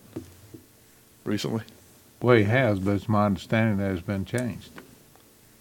Okay, so that's why I'm asking the question. Are you suggesting that the president be required to submit that org chart to you and it becomes effective upon adoption by a council ordinance? Just a question. No, that wasn't in the Okay. motion. It was just that it be submitted to the council, that the current chart and or any changes be submitted to the council. So that at least we're aware of when changes happen and what the current structure looks like. Duly noticed. Ms. Casso? If he wants to do that in an amendment, I'll second that. Okay, we have an amendment and a second, but if the author of the amendment would yield for further inclusion of that statement, then we can take it all in one. It would indeed be an honor. Okay. All right, so if there's no opposition, Got Mr. We'll Martin the motion by PT. Wait a minute, there's And further Mr. Mar- discussion. Mr. Martin. opposed, but go ahead. You can do that. Okay, We're not surprised. all right. There's a motion by Mr. PT, second, and an addition to that subject was what Mr. Dawson brought forward. And it would basically be, as I appreciate it, the parish president giving notice or letting the parish council know of that particular movement, the organizational chart. Correct. Am I correct? So it would be, parish president shall submit to the council a current organization chart and shall submit any changes. Okay. All right.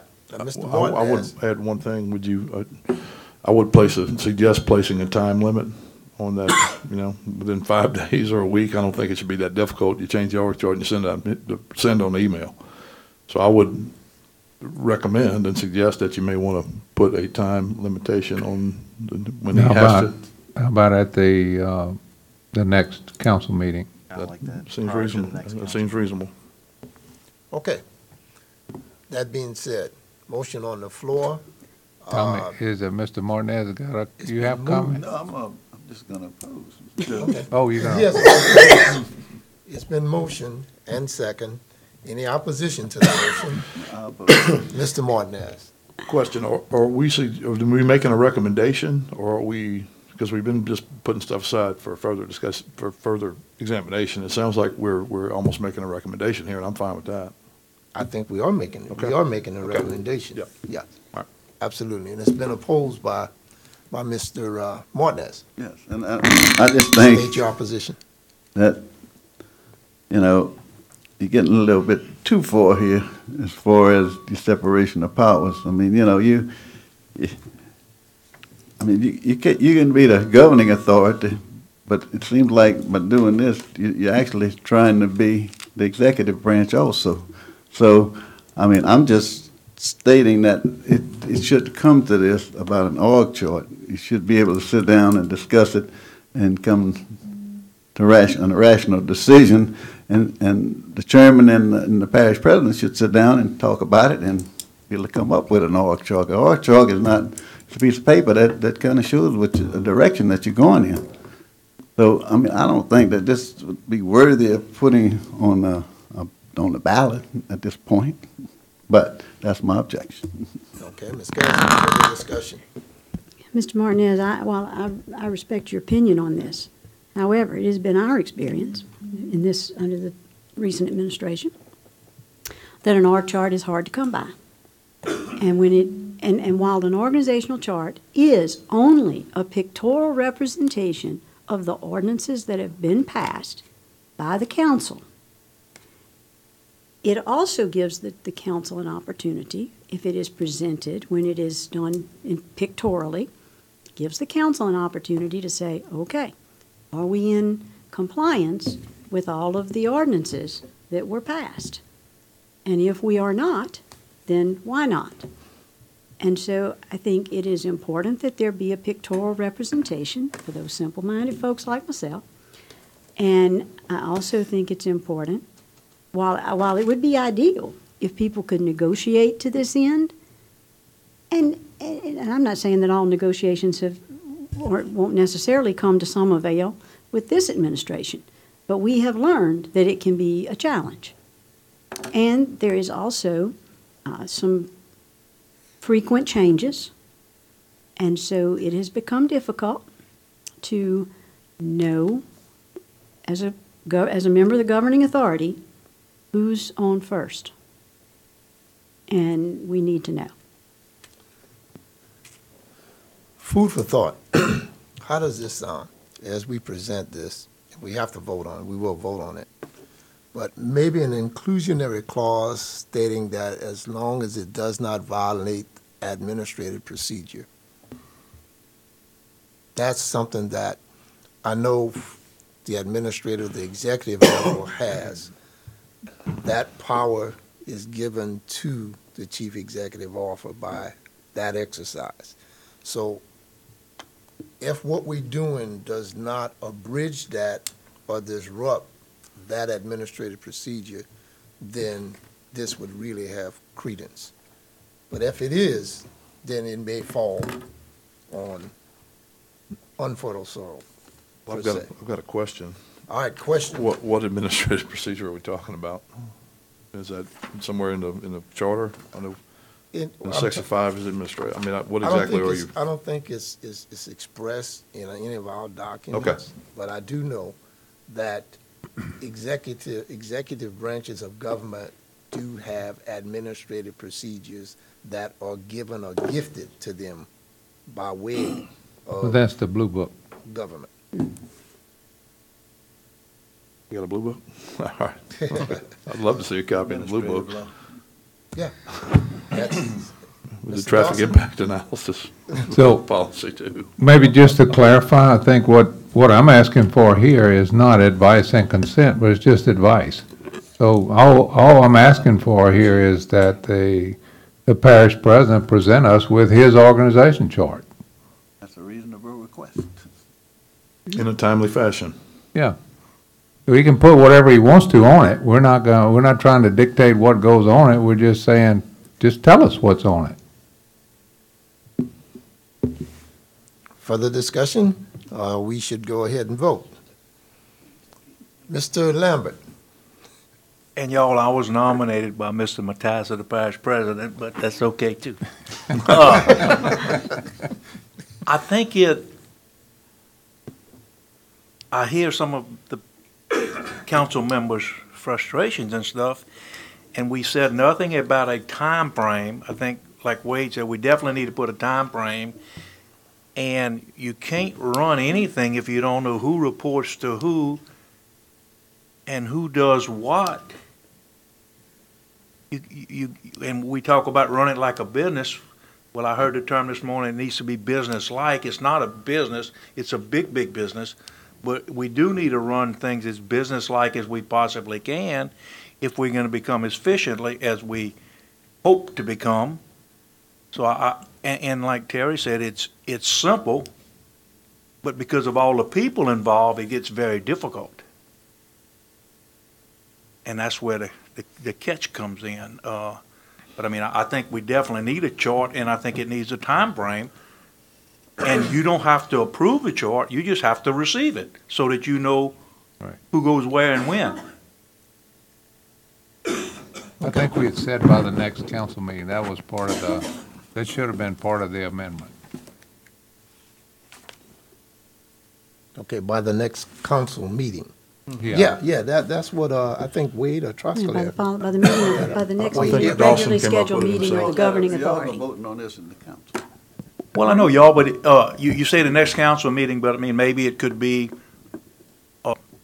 6 weeks or 2 months. I mean, you've been operating, what's so critical about the next meeting? But I mean, some reasonable time frame, and the way things happen now, maybe 2 weeks or once a month, maybe a month is not enough. But at least if you have something that you know that it's coming instead of just down the line, I mean, we need a time frame of 2 months or something like 60 days, or you ought to be able to do that in 60 days, y'all. Chairman. You ought to be able to do it in 3 or 4 days, but I mean, still. Okay, point well taken, Mr. Trosclair. Just further discussion, I mean, I certainly agree that the council needs to see an organizational chart, so I agree 100% on that, but then I also agree with Mr. Martinez here about the executive branch. Maybe we should put some of this language into Article 3 with requiring the executive branch to give an organizational chart. Yeah, I like that. That's a good idea. That's a great idea.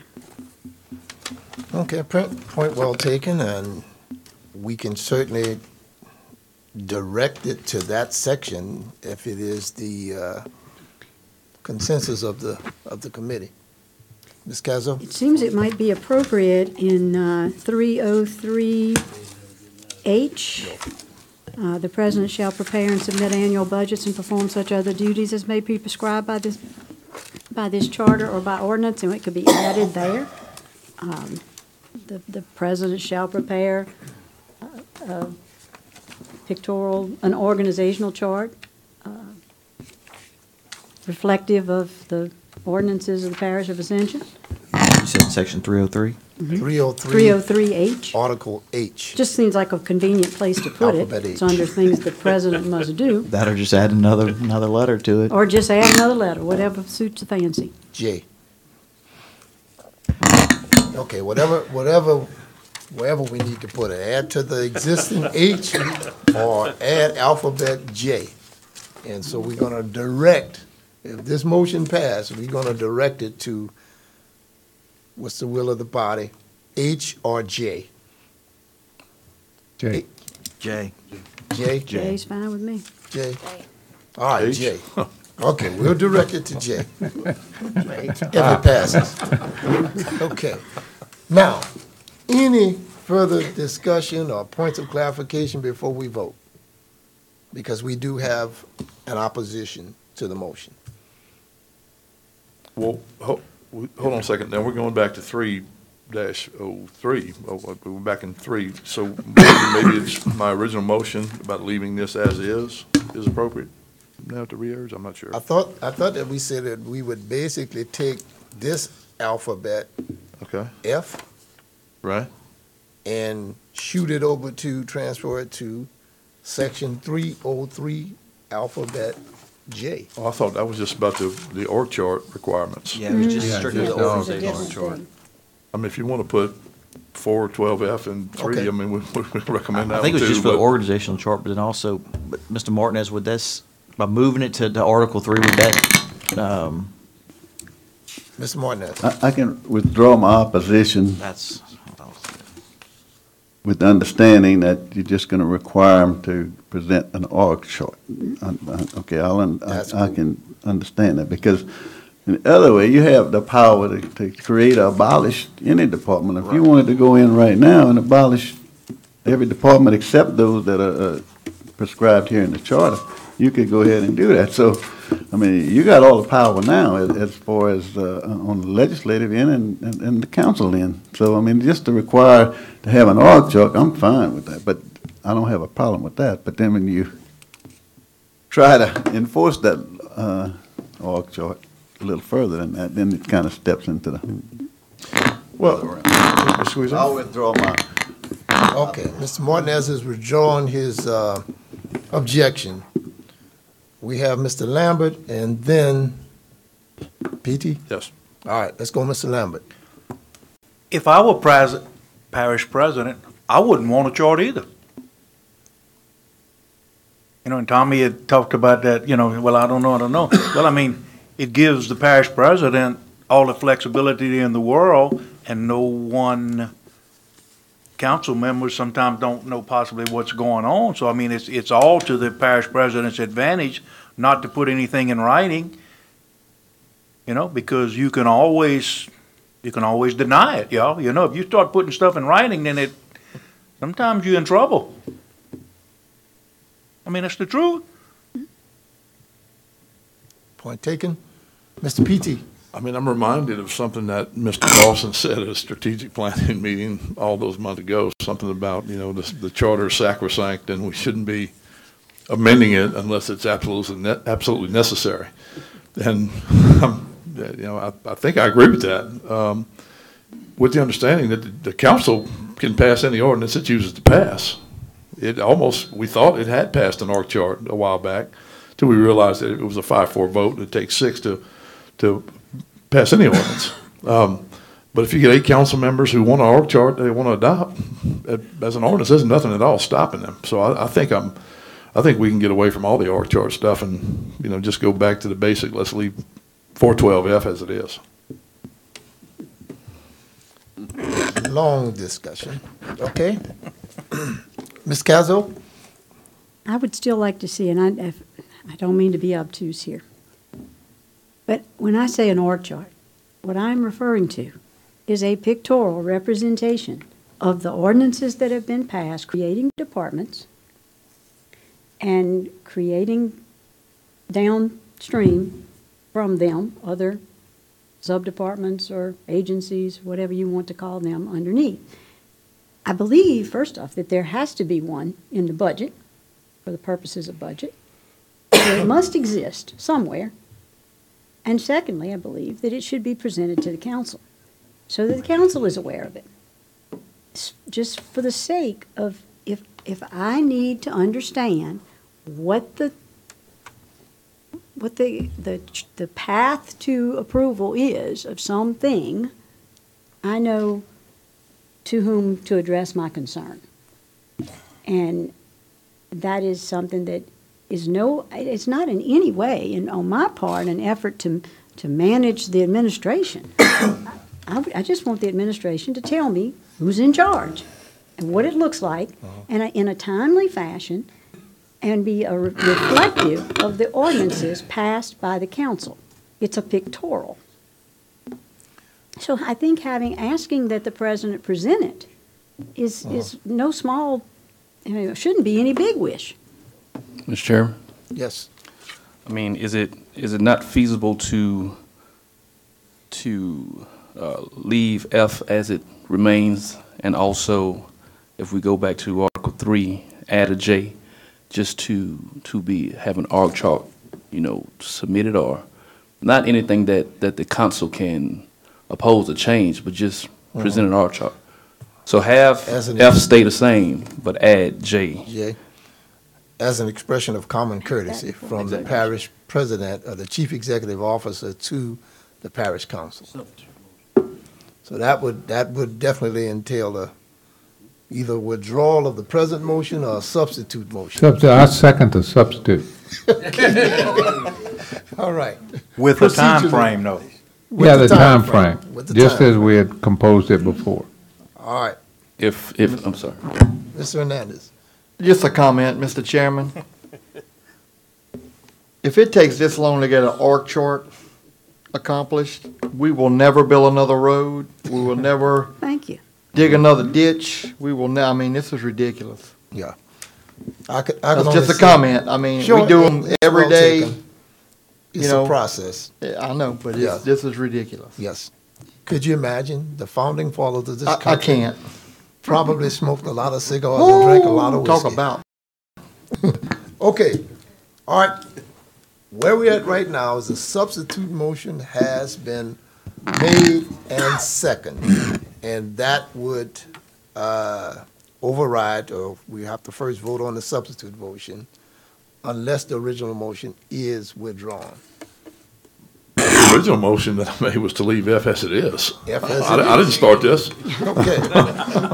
So I'm thinking I saw that, Mr. Rodney giving me the stink eye over there. It had nothing to do with this, boys. I think we're coming closer to the resolve. Leave F as it is, and in addition, put Add the J. the common courtesy extension by the parish president of the organizational chart to be given to the parish council persons. That would be in Article 3. Correct? Yes, Okay. yes, okay. yes. Going, Just to clarify. just that section going to Article 3. All right, we got it. Mr. Martinez. Okay. The whole story again. Any opposition to the motion? Hurry up. Okay, hearing none, motion adopted. Jesus. Okay. Now that was Article F. Article G, enter into contracts with other governmental units within or outside the boundaries of the parish for joint performance or performance by one unit in behalf of the other of any authorized function or activity. Do I need to reread that for further clarity? Ms. Make a Cazzo? motion, it remain as is. Okay. I second moved- that. All right, it's been moved by Ms. Castle, second by Mr. Trosclair, that we leave Article G as is. Any opposition to the motion? Hearing none. Article H, by ordinance establish, merge, reorganize, consolidate, and/or abolish special districts within which may be provided by fire protection, recreation, police protection, water, streets, drainage, sidewalks, street lighting, waste and garbage collection and disposal, sewage and sewage disposal systems, and other similar facilities and services. All parish funds for such districts shall be provided by service charges, special assessments, general tax levies, or as otherwise provided by law within such districts only. When acting as the governing body of special districts as provided by this charter, the parish council shall have the same jurisdiction and powers as when acting as the parish governing authority. Now, do we have commentary coming from the audience? Yes, we do. Mr. Pettit, I don't know, it's not, you not? he's Look not at- 12. Okay, I'm sorry. I move we leave as is. All right. Second. Moved by Mr. Dawson, second by Ms. Cazzo. Cazzo, excuse me. It's That okay, I do we, it all the time. we so leave this section as is. Any opposition? Hearing none, adopted. Okay. Article I, provide in manner and in amounts consistent with state law penalties for the violation of this charter and of parish ordinances. Any, no commentary from the audience? What's the will of the committee? I move that we leave it as is. I second. Moved by Mr. PT and second by Mr. Trosclair to leave Article I as is. Any opposition to the motion? Hearing none, so be it. Article J, provide along with the president budgetary, fiscal, and other controls over all special boards, commissions, agencies, districts, or any device having governmental functions which it or its predecessors has created to ensure the maximum possible coordination of government at the local level in Ascension Parish. What's the pleasure of the committee? I don't see any, no commentary from the audience. What's the pleasure of the committee? Mr. Quasar, is any other groups that needed to be added to that possibly, y'all? Board members, I mean, council members? Ms. Martinez, anybody? Okay. Okay. We got a question, Chairman, Question, Mr. PT. and that's like the 180 of, from Mr. Lambert's question. The 2009 Charter Commission recommended abolition or deletion of this paragraph entirely. And that the motion was moved by Mr. Dawson again back in 2009. So, and I always love putting him on the spot. So I want to see the rest of my questioning time to you, Mr. Dawson. Mr. Dawson? If you'd like to comment. The memory's gone on that. I withdraw the question. Okay. I don't really understand it though, honestly. Okay. Any further commentary? If not, we'll entertain a motion. I'll move that we leave it as is. Second. Okay, moved by Mr. PT, second by Mr. Gyro to leave Article J as is. Any opposition to the motion? Hearing none. Article K, perform any other acts consistent with state law deemed to be for the best interest of the people of Ascension Parish. No comments from the audience? What's the will of the committee? Make a motion to leave as is. Second. Moved by Mr. Trosclair. Who second? I did. Second by Mr. PT. Any opposition? Hearing none. So be it. So be it. Okay, next section is that of Section 413, Power of Eminent Domain. It is one sentence. The governing authority shall have the power of eminent domain and the right to expropriate property without as well as within the parish for public purposes as provided by law. The governing authority shall make fair and just compensation for any properties acquired in the exercise of its powers, duties, or functions. No comments from the audience. What's the will of the committee? Question, Mr. Chairman? Yes, Mr. Hernandez. You're going to get it right sooner or later. Yes, sir. I've given you 3 names already. Without as well as within the parish. Can somebody clarify that? Was that within the city limits or? Okay, without as well as within the Then they parish. can take the outside the parish. Well, that's why I'm asking the Yeah. question, Mr. Martinez. So that's going to have to be Wait. changed within the parish. Question, well,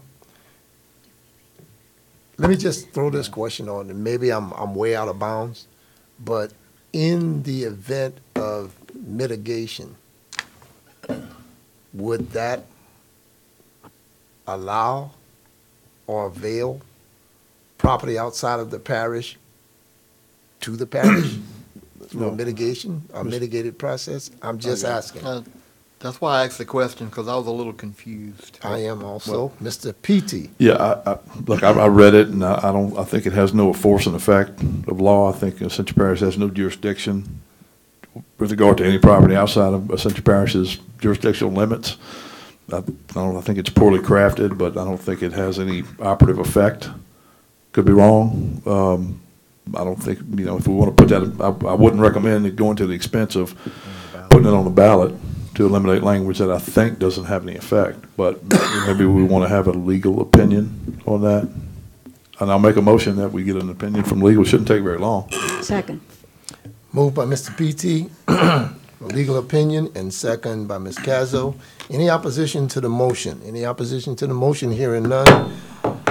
Section 4-13. And just to clarify, I'm squeezing in Yes, sir. very quickly. The very limited opinion is do we have any powers to go and expropriate any property outside of Ascension Parish? Because I think whoever the attorney is can get that answer back to us very quickly, and we can dispense with that. Thank you. Correct. Another Absolutely. question?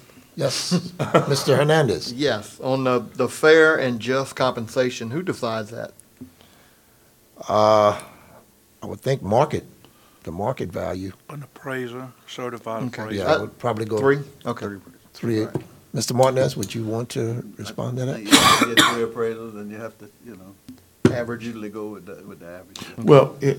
and I can tell you, if the property owner, who owns the expropriated property, disagrees with it, you can always file a lawsuit, and the 23rd JDC and a court of competent jurisdiction would make that final determination.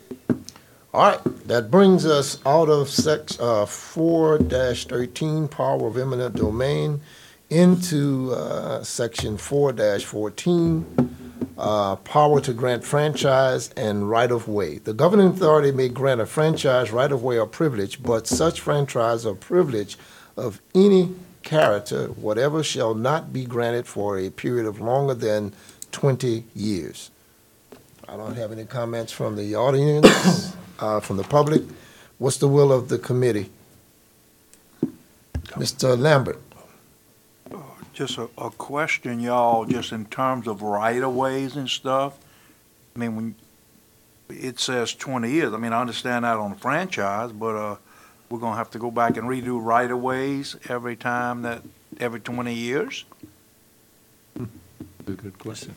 Well, it is a good question. Any further comments? I would suggest that we get legal to weigh in on that one, too. Form of motion? Sure. Second. Moved by Mr. PT and second by Ms. Cazzo to Consider whether or not the granting of a right-of-way should be extended beyond 20 years. and I mean, it's seeking. generally going to be in perpetuity. I mean, somebody, That's right. Okay. Mr. Martinez. And state law requires that you can only give it for 20 years. Oh. And the other thing is that it's not, the parish is actually giving the right of way. They're not getting the right of way from somebody else. So Okay. the parish is giving it to like a cable company or somebody. and Oh, they to give be it them, but they granted. just Yeah, renew to it be as granted, well. right. Yeah. well, I know, but as a businessman, if the parish can take it back, maybe I'm not going to get, I agree. yeah, I understand what you're saying, but That would probably be expressed in can we do it the longer? in the If transfer. it, if you need 30 years and you can't give it for 30 years. Okay. Well, we've moved to seek legal That's what it says. opinion on that. Any opposition to the motion? Hearing none, hereby granted. Passed. Next, section 4-15, compensation of employees. The governing authority may fix the compensation of all employees of the parish except as otherwise provided by this charter. No comments from the audience? Mr. Dawson? So recently, I went through a little exercise with this and, looked otherwise in the charter, and I really can't find anything that gives the administration or anybody else, there's no other place in the charter that I could find that talked about fixing the compensation of employees. Now, honestly, this is strange to me that the governing authority may fix the compensation of all employees of the parish. Okay. Further comments? Mr. Martinez? I'm not sure where this comes from or the use of this, because this has not, I don't think this has been in practice. So it's never been exercised, to your knowledge? Okay, Mr. Martinez and then Ms. Cazzo. Every time there's any changes in the pay period or the pay or anything else, it comes before the council. And also if there's changes in the personnel or the changes in the pay scales or the wages, the council actually votes on it. So maybe you're just not understanding. So you Well, I don't are. remember voting on the salaries per se. Now, we voted on salary ranges and we voted Right. on job That's- descriptions, and when- but I have not seen the actual salaries. Well, that's what you vote on. When you vote on that, that's what you're doing. You're doing the range and the position and everything else. So that's basically, when they bring that to you, the Human Resources Department, you vote on it, you're basically fixing the compensation. Well, we fixed the range. However, from what we understand, not all employees are within that range. And, Well, they should be if they have a, well, I'm not saying, it is, I'm just saying. yeah. So, this, and I'm one that believes that really the governing authority should not be fixing the salaries of everybody. I don't know what the median is here, but, if I strictly interpreted this, then I would say I could fix the salary of that backhoe operator over there. You could, according to this. Yeah. But you may want to change that. Huh? Executive branch. Yeah, I think there needs to be, again, this is kind of one of these things that, for myself, I'd like to be on the advice side of this, not on the side that fixes it. Now, if you're talking about salary ranges and job descriptions, and those are addressed in 5, I think. My battery went down, so I can't get beyond 4, but, there is some under the HR part. You may want to change that to approve the compensation, and it doesn't say shall, it says may, so. Yeah. Okay. Ms. Cazzo? I was going to mention that we do approve the pay plan, the ranges, so I too think this needs to be reworded. Now, I don't know what that looks like exactly, but I'd like to see some rewording of it. So I would say myself, just let's go to 5, because 5 is where they talk about pay plan and they talk about, I think it's 5, HR. Is that what it is? Wade? That's But 5. that's, when we get there, then maybe set this to come back to this after, when we're at the HR section. Okay. Been moved by Mr. Dawson, Second. second by Ms. Cazzo, to suspend action on this particular item and bring it back up for further discussion when we get into that Section 5 specifics. Any opposition to the motion? Hearing none, motion is hereby adopted. Okay, the next section is that of Section 4-16, bonds for employees. The governing authority shall set bonds for the treasurer and anyone else the governing authority deems necessary. No comments from the audience. Any comments or further discussion from the committee members? Mr. Lambert? Question, Mr. Criddle. Sure. How many people does that entail? Bonds for employees. The treasurer? The treasurer. Treasurer for sure. Treasurer and the parish The president. parish president. It's been articulated that the treasurer and the parish president. Okay. So 2 for sure. Any further discussion? I've moved that we leave it as is. A second. Okay, moved by Mr. P.T., second by Mr. Trosclair, that Section 4-16, bonds for employees, is hereby adopted. Next section is that of Section 4-17, independent auditor. The governing authority shall appoint an independent auditor as provided by Section 7-03. No comments from the audience. What's the pleasure of the committee?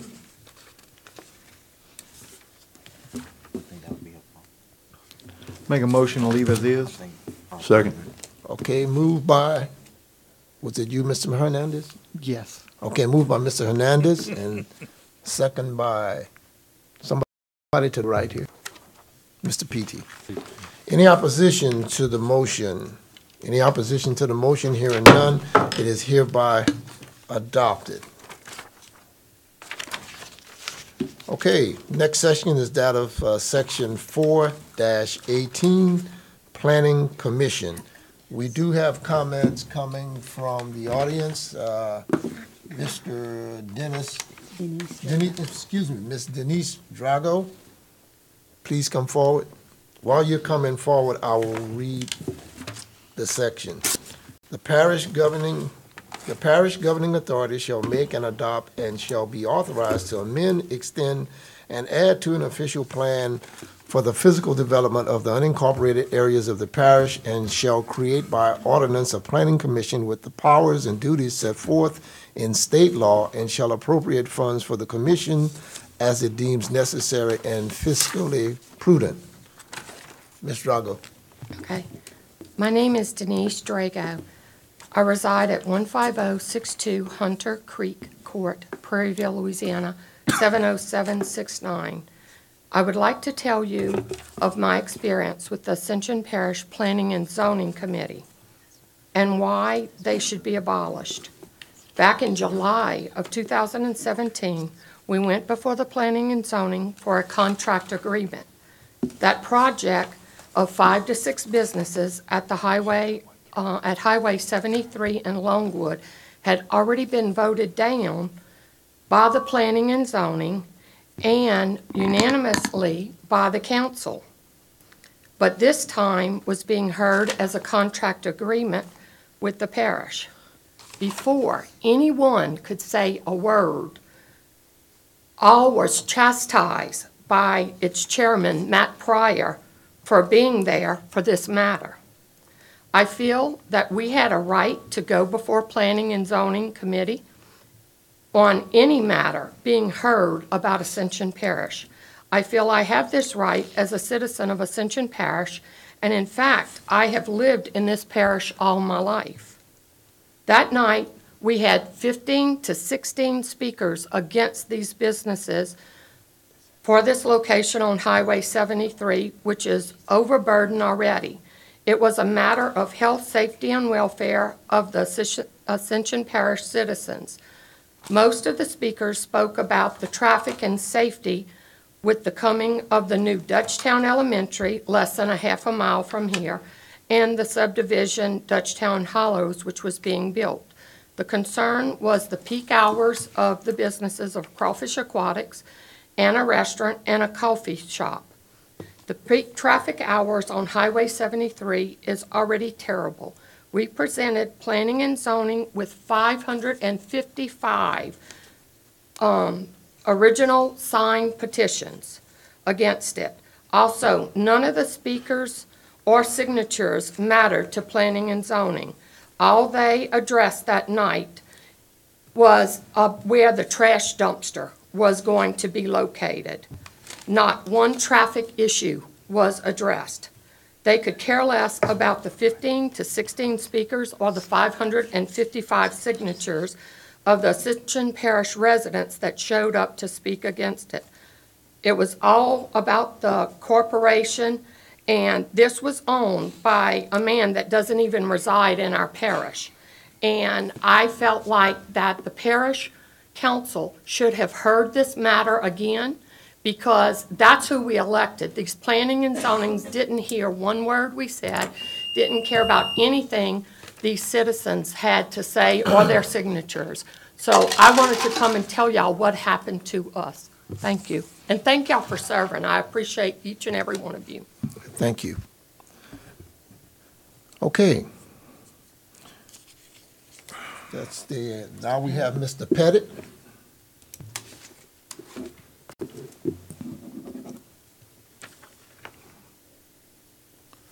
I could talk about planning and zoning for days. I want to bring up two specific developments that were approved by the Planning and Zoning Commission. One is Riverton, which was the single, and still to this day is the single greatest travesty ever perpetuated on this parish. They amended, changed at the podium, standing right here, and the Planning Commission sitting up there. They amended their traffic study, and in fact,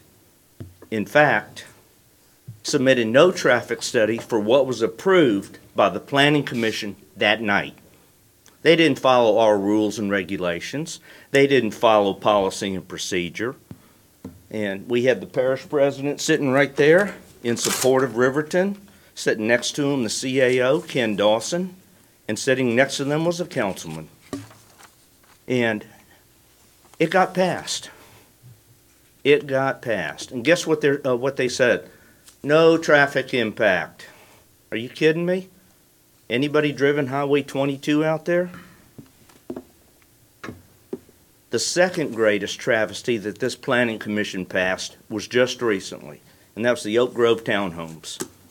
All right?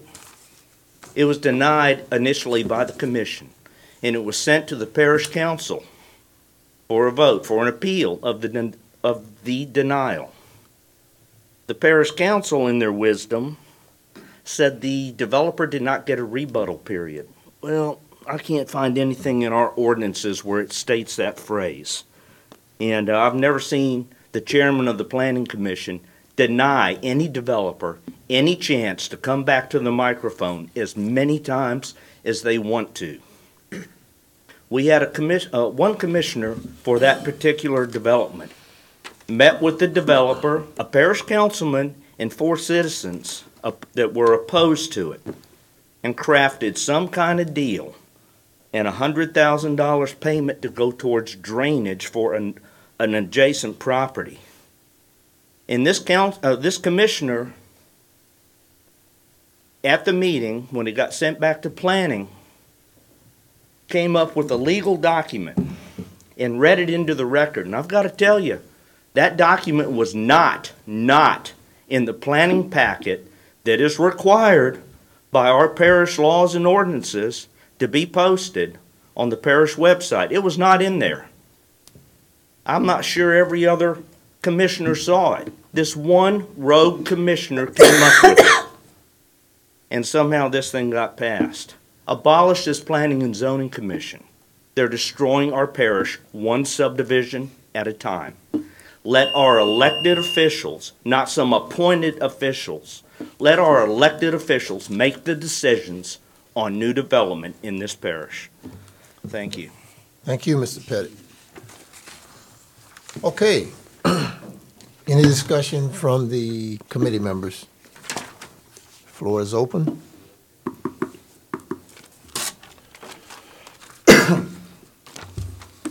Defer, Mr. Martinez. Mr. Martinez? I don't think you can abolish the planning commission. I know that's the feeling, but by state law, you have to create and have a planning commission. And it says that, and it also says in the charter that you shall appoint a planning commission. Let's see how it reads. Shall make and adopt and shall authorize to amend, extend, and to add an official plan for the physical development of the unincorporated areas of the parish, and shall create by ordinance a planning commission. So there's no leeway there that says To eliminate. Yeah. Okay. Mr. Quezar? So, Mr. PT? We're here to amend the charter, okay? And what it says in our charter is why we're here. And I think we can, as far as the charter is concerned, all we have to do is either take out that entire clause or substitute shall for may.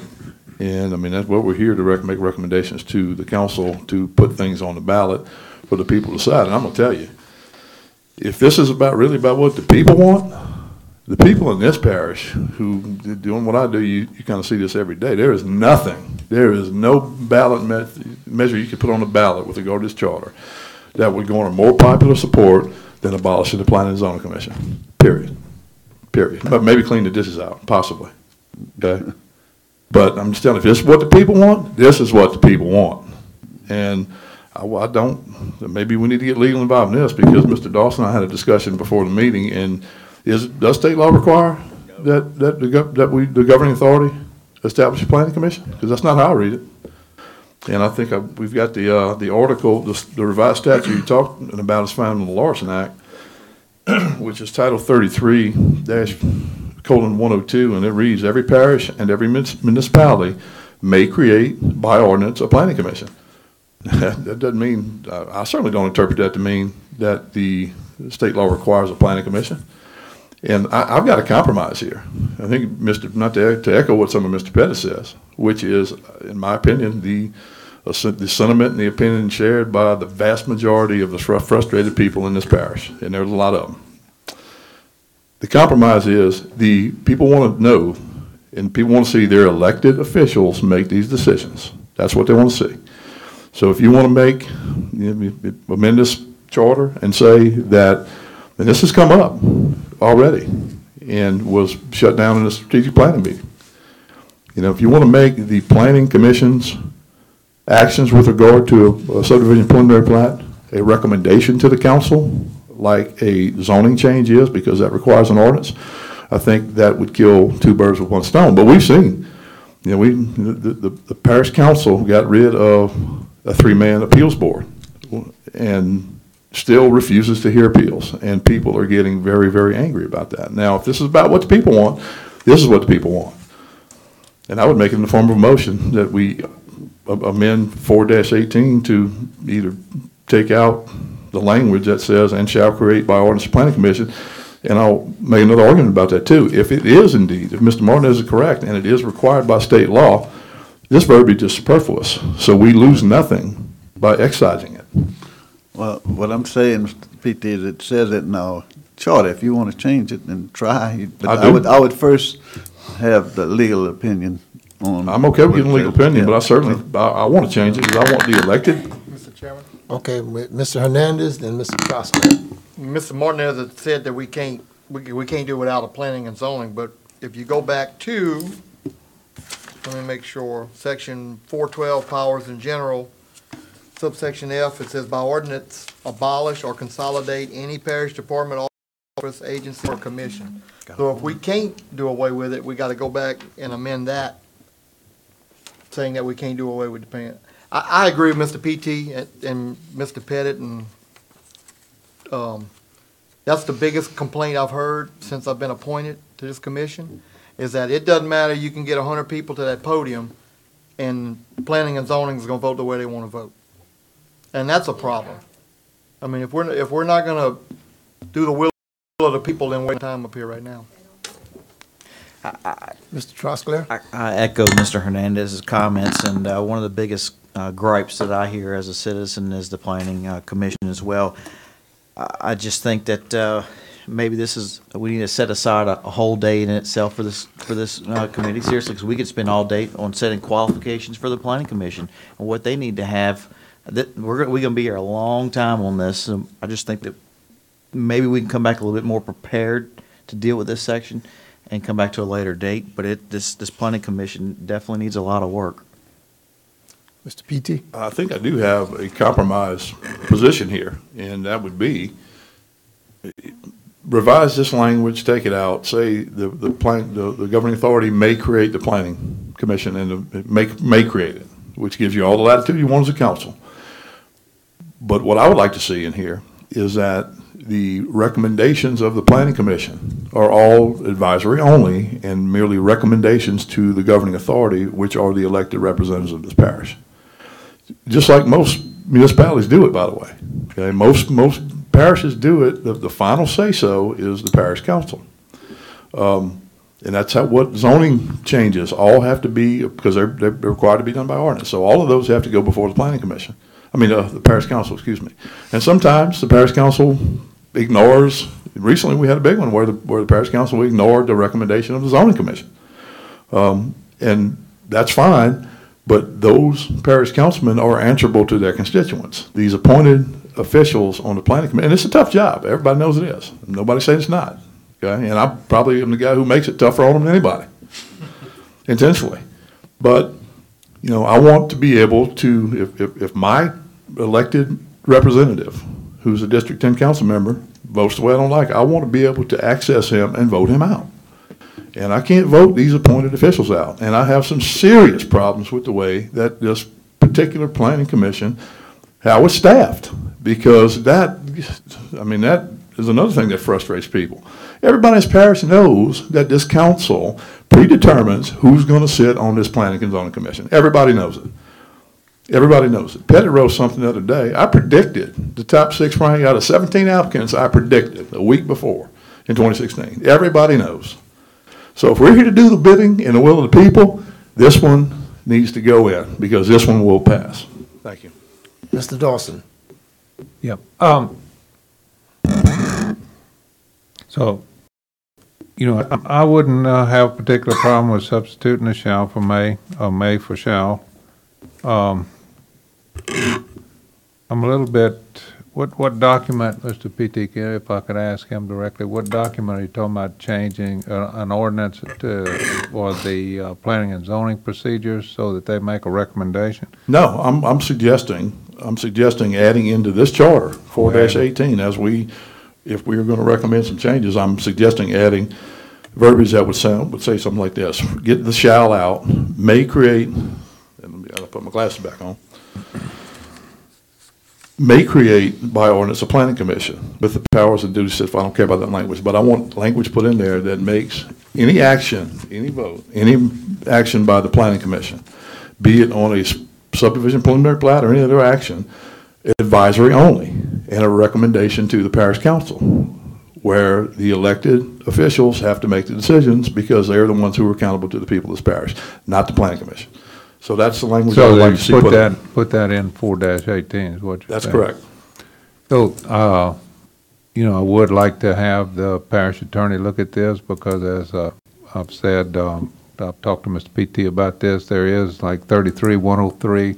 It says that, which it sounds like you have that covered, but it says some specific language about the planning commission, and then 33-102. So I would just like to have that reviewed with any other maybe case law that he can look at and just make sure. I'd like to have, you know, maybe a more precise, if you will, proposed language so that we can run that by him, the exact language.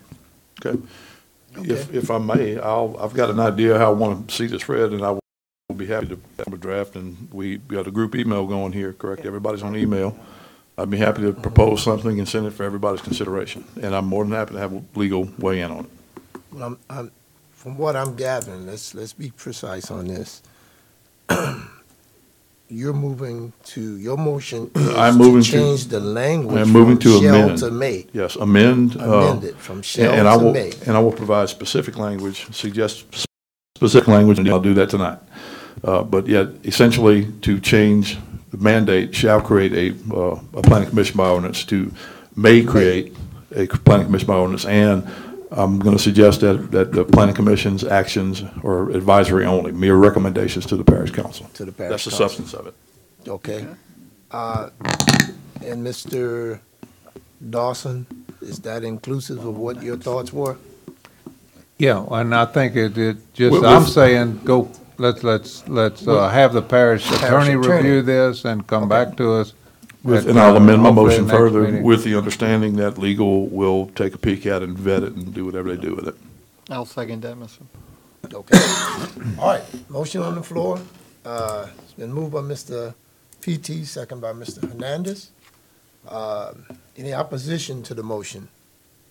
Any opposition? Hearing none, the motion is hereby adopted. Next section is that of section 4-19, powers of enforcement. We don't have any commentary from the audience. I'll read this section. The parish governing authority shall enforce the ordinances adopted pursuant to this section by fine or imprisonment or both, or by any other remedy authorized under state law. Any discussion? Any discussion? Move If that not, we leave I'll as is. Second. moved by Mr. Dawson and second by Mr. PT that we adopt section 4-19, powers of enforcement. Next on the agenda is that of section 4-20, forfeiture of office. We don't have any commentary from the audience.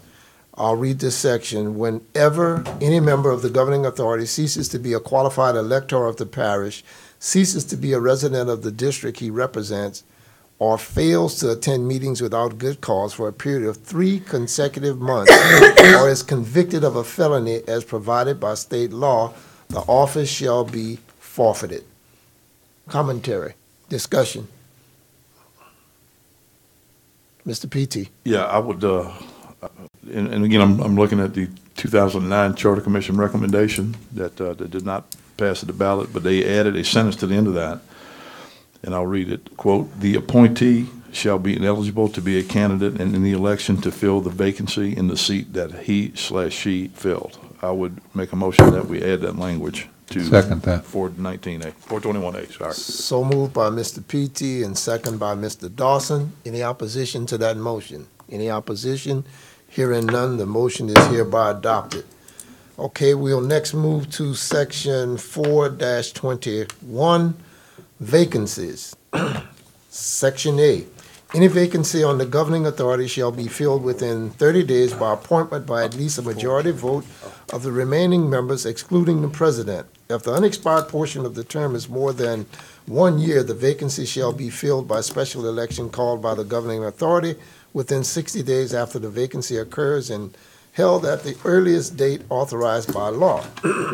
Excuse me. The appointee shall serve in office until the person elected to fill the vacancy assumes the office. If the unexpired portion of the term is 1 year or less, the appointee shall serve out the remainder of the term. If the governing authority does not make an appointment as required by this section within 30 days after the vacancy occurs, the appointment shall be made by the governor.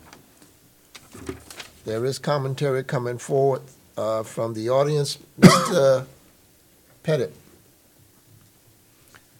See the finish line. I think I'm seeing the finish line. I think Mr. P.T. Wade's already covered this, but where it says, as I'm reading this in vacancies, under A, it doesn't say anything about an appointee, if it's more than a year, that appointee is ineligible to run for office. I think that it might be something to consider, because there is something to be said to run from the position of incumbency as opposed to being a newbie to the office. Anyway, I'd like you all to consider that. The appointee can't run for the office. Thank you. Thank you. Chairman Squeezer, I think I jumped the gun last time. This is the language I wanted to add, and I jumped the gun. I said 420. I wanted to add that to 421, so I would withdraw that. Mr. Troskley was telling me all about ABA, so I got engrossed in that, and I lost my place. So, all right. Let the record so reflect that. Okay. Any further discussion or further commentary on Section A? well, I would re-urge that. I would transfer that motion, if possible, from our discussion of 4-20 to 4-21A, and make the same motion. Same motion. Okay. And that motion, do you need me to read it again, or you got it? Yes, for the record, please. Okay. For the record. I propose and make a motion to add to the end of that paragraph at 4-21, paragraph A, quote, "The appointee shall be ineligible to be a candidate in any election to fill the vacancy in the seat that he/she filled," unquote. Okay. Motion made. Second. Second by Mr. Dawson. Any opposition to the motion? Any opposition to the motion? Hearing none, the motion is hereby adopted. Article B, any vacancy occurring on any agency heretofore and hereafter created by the governing authority shall be filled within 30 days by a vote of at least a majority of the governing authority. No comments from the audience? I move that we leave it as is. Moved by Mr. P.T. Second. Second by Mr. Gyro. Any opposition to the motion? Hearing none, it's hereby adopted. Article C, any vacancy in any other local office filled by election wholly within the parish of Ascension shall be filled by appointment by the governing authority of the political subdivision in which the vacancy occurs until it is filled by election as provided by law. No commentary from the public. I move that we leave it as is. Moved by Mr. P.T., second by Mr. Gyro. Any opposition to the motion? Hearing none, is hereby adopted. Article D, any appointee shall have the qualifications required for the office to be filled. No commentary from the public. Motion to leave as is. Second. Okay, moved by Ms. Cazell, second by Mr. P.T. to leave as is.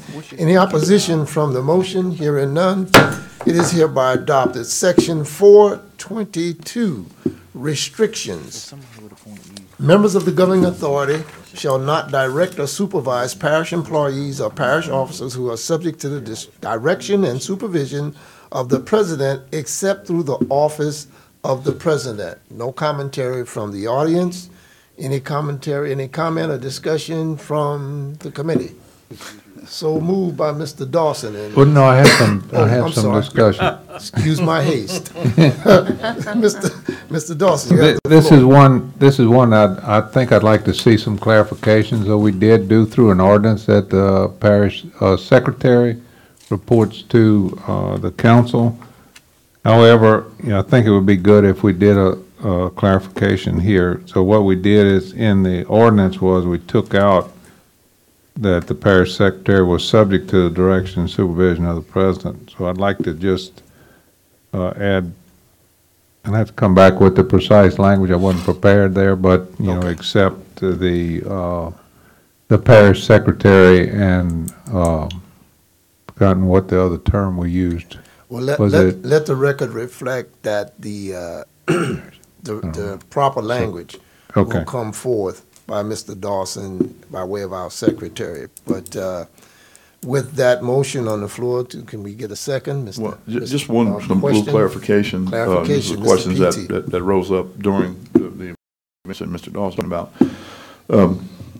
The language, the current language states that members of the governing authority shall not direct or supervise parish employees or officers who are subject to the direction and supervision of the president. So when these ordinances are created, as I understood it, the ordinance can, in the body of its text, can make that employee subject to the direction and supervision of the council or whomever, whatever the ordinance wants to change. So I don't think it's as big a problem as everybody first thought it was. So, if we have some clarifying language, I'm not opposed to any clarifying language, but I think it doesn't need to be changed. But I'll second the motion. Well, it's a precaution, because it right now is functioning fine. But, if we could have, I think if we're gonna do some changes to the charter, that's probably a good place to just clarify that move. Okay. With that understanding, the motion has been made in second. Any opposition to the motion? Any opposition? Hearing none. The motion is hereby adopted. That section is hereby approved.